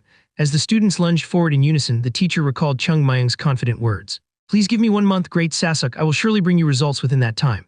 The man frowned. Could this be the result of their morning training? Then he noticed their eyes, fierce, focused, burning with determination. How long has it been since I last saw such eyes on these children? Placing his hands behind his back, he spoke aloud. Excellent, the tips of your swords feel lively. I'm very satisfied seeing how eagerly you're all training. If you keep this up, I plan to skip the remaining steps and teach you the Tei Flummox sword technique. The students immediately erupted into murmurs. The master smiled inwardly. If this continues, he thought, these children will grow into swordsmen worthy of representing the Manhwa sect. Stepping aside with the elder, Ungum asked, what brings you all the way to the White Plum Blossom boarding house? Lowering his head, Hyenjiang replied, I believe there is a problem. This is the Equilibrium Sword Technique manual that was inside the chest Chung Mayang discovered. Ungum immediately began flipping through the pages. His eyes widened, and he suddenly shouted as he raised his head. Written within the book was a message. Watching the students train, one could clearly see, it was not the fault of later generations that Manhwa's teachings had changed. Teachings were meant to evolve and improve endlessly. The students lunged again. The Equilibrium Sword Technique recorded in the book was the foundation, the very skeleton of the Manhwa sect. Altering it was akin to turning the soul of the technique inside out. At that moment, Ungum and Hyenjiang both understood the inviolable truth the founder had wished to convey. Ungum froze, gripping the book tightly. His mouth opened, yet no words came out. The Equilibrium Sword Technique was the foundation. It was the mountain-like blade that had supported Manhwa for generations. Every teaching began only after mastering it. As the disciples swung their swords, ripples formed in the air. Still stunned, Ungum asked why they had clung to it for so long. Even though the era had changed, the Equilibrium Sword Technique was notoriously slow to master. That was precisely why they had created the true Equilibrium Sword Technique instead. The old man closed his eyes and nodded. That is exactly why I came to hear your opinion. Watching the disciples train, Hyenjiang spoke again. Manhwa chose to abandon the Equilibrium Sword Technique and use the true Equilibrium Sword Technique as its foundation. But the words of our ancestors carry great weight. Ungum stared at the pages, he frowned deeply. The elders' words were meant to guide future generations, a path already walked. Holding the book, he could not understand how one was supposed to go against such clearly written intent. Smiling faintly, Hyenjiang told him, you are the one who teaches the children. I cannot ignore the opinion of someone who stands at the origin. Ungum frowned, torn as he looked again at the text, tradition or change. He glanced back at the disciples, then toward the blossoming tree nearby. Standing before the sect leader, he finally bowed his head. I created the true Equilibrium Sword Technique because Manhwa was on the brink of collapse. We could not afford to delay the training of our disciples. The students lunged forward once more in perfect unison. The sect could have fallen apart at any moment. Frowning, Ungum continued, saying he would seek the elder's judgment. Bowing again, he asked whether Hyenjiang could now see into Manhwa's future. Hyenjiang froze. Gazing toward the mountain, the old man fell into deep thought. Compared to the past, things had improved, but the burdens were still heavy, and even resolving their financial problems had been difficult. Narrowing his eyes, he spoke slowly. This is not an easy question. I cannot give you a clear answer. Ungum raised his head. Covering his face with his hands, he finally spoke that he is against it. The old man slowly parted his lips and asked why he objected. Turning around, he looked toward the training ground behind him and explained that the matter wasn't so simple. Although the true Equilibrium Sword Technique and the Equilibrium Sword Technique shared the same origins, their teachings were fundamentally different. The Equilibrium Sword Technique was slow and arduous, but it possessed an unshakable foundation, while the true Equilibrium Sword Technique allowed disciples to advance much more quickly. Turning his head back, the master continued. The children had already grown accustomed to the way of the true Equilibrium Sword Technique. If they were to abandon everything now and switch to the Equilibrium Sword Technique, there was no guarantee it would yield results. The old man stared at him intently as he added that mastering the Equilibrium Sword Technique required firm footing and unwavering intent. Hyenjiang couldn't help but glance toward the disciples. Raising an eyebrow, he questioned what Ungum had just said. Half turning around, Ungum looked puzzled. Then he shuddered. Turning abruptly, he saw it. The disciples' feet were firmly planted on the ground. Each of them swung their swords diligently, their movements steady, their expressions serious. Their intentions were unmistakable. Hyenjiang smiled faintly. Looks like they've been trained well. Ungum scratched the back of his head awkwardly. I didn't really do anything though. Turning his head, the mentor noticed a boy lazily picking his nose in the middle of training. Closing his eyes briefly, he sighed. Then turning back to the sect leader, he asked for some time. There was something he needed to ask one particular child. Chung Mayang shuddered when his name was called. Glancing toward one of the buildings, he slowly approached the elders. Ungum looked at him and asked, slow and high or fast insert. Which path do you think is right for the Manhwa sect? The protagonist raised his head and thought for a moment. Then, extending a finger toward the sky, he answered that he would choose the path that leads all the way to the very top. The two elders froze. Frowning, Ungum asked why. Lowering his hand, Chung Mayang replied simply, because it's the Manhwa sect. The old man's eyebrows rose in surprise. In the youth standing before him, he saw unwavering confidence. The very ideal that Manhwa had once embodied, now spoken by its youngest disciple. His eyes did not waver. Chung Mayang continued, saying that the second option might suit an ordinary sect, but not the Manhwa sect.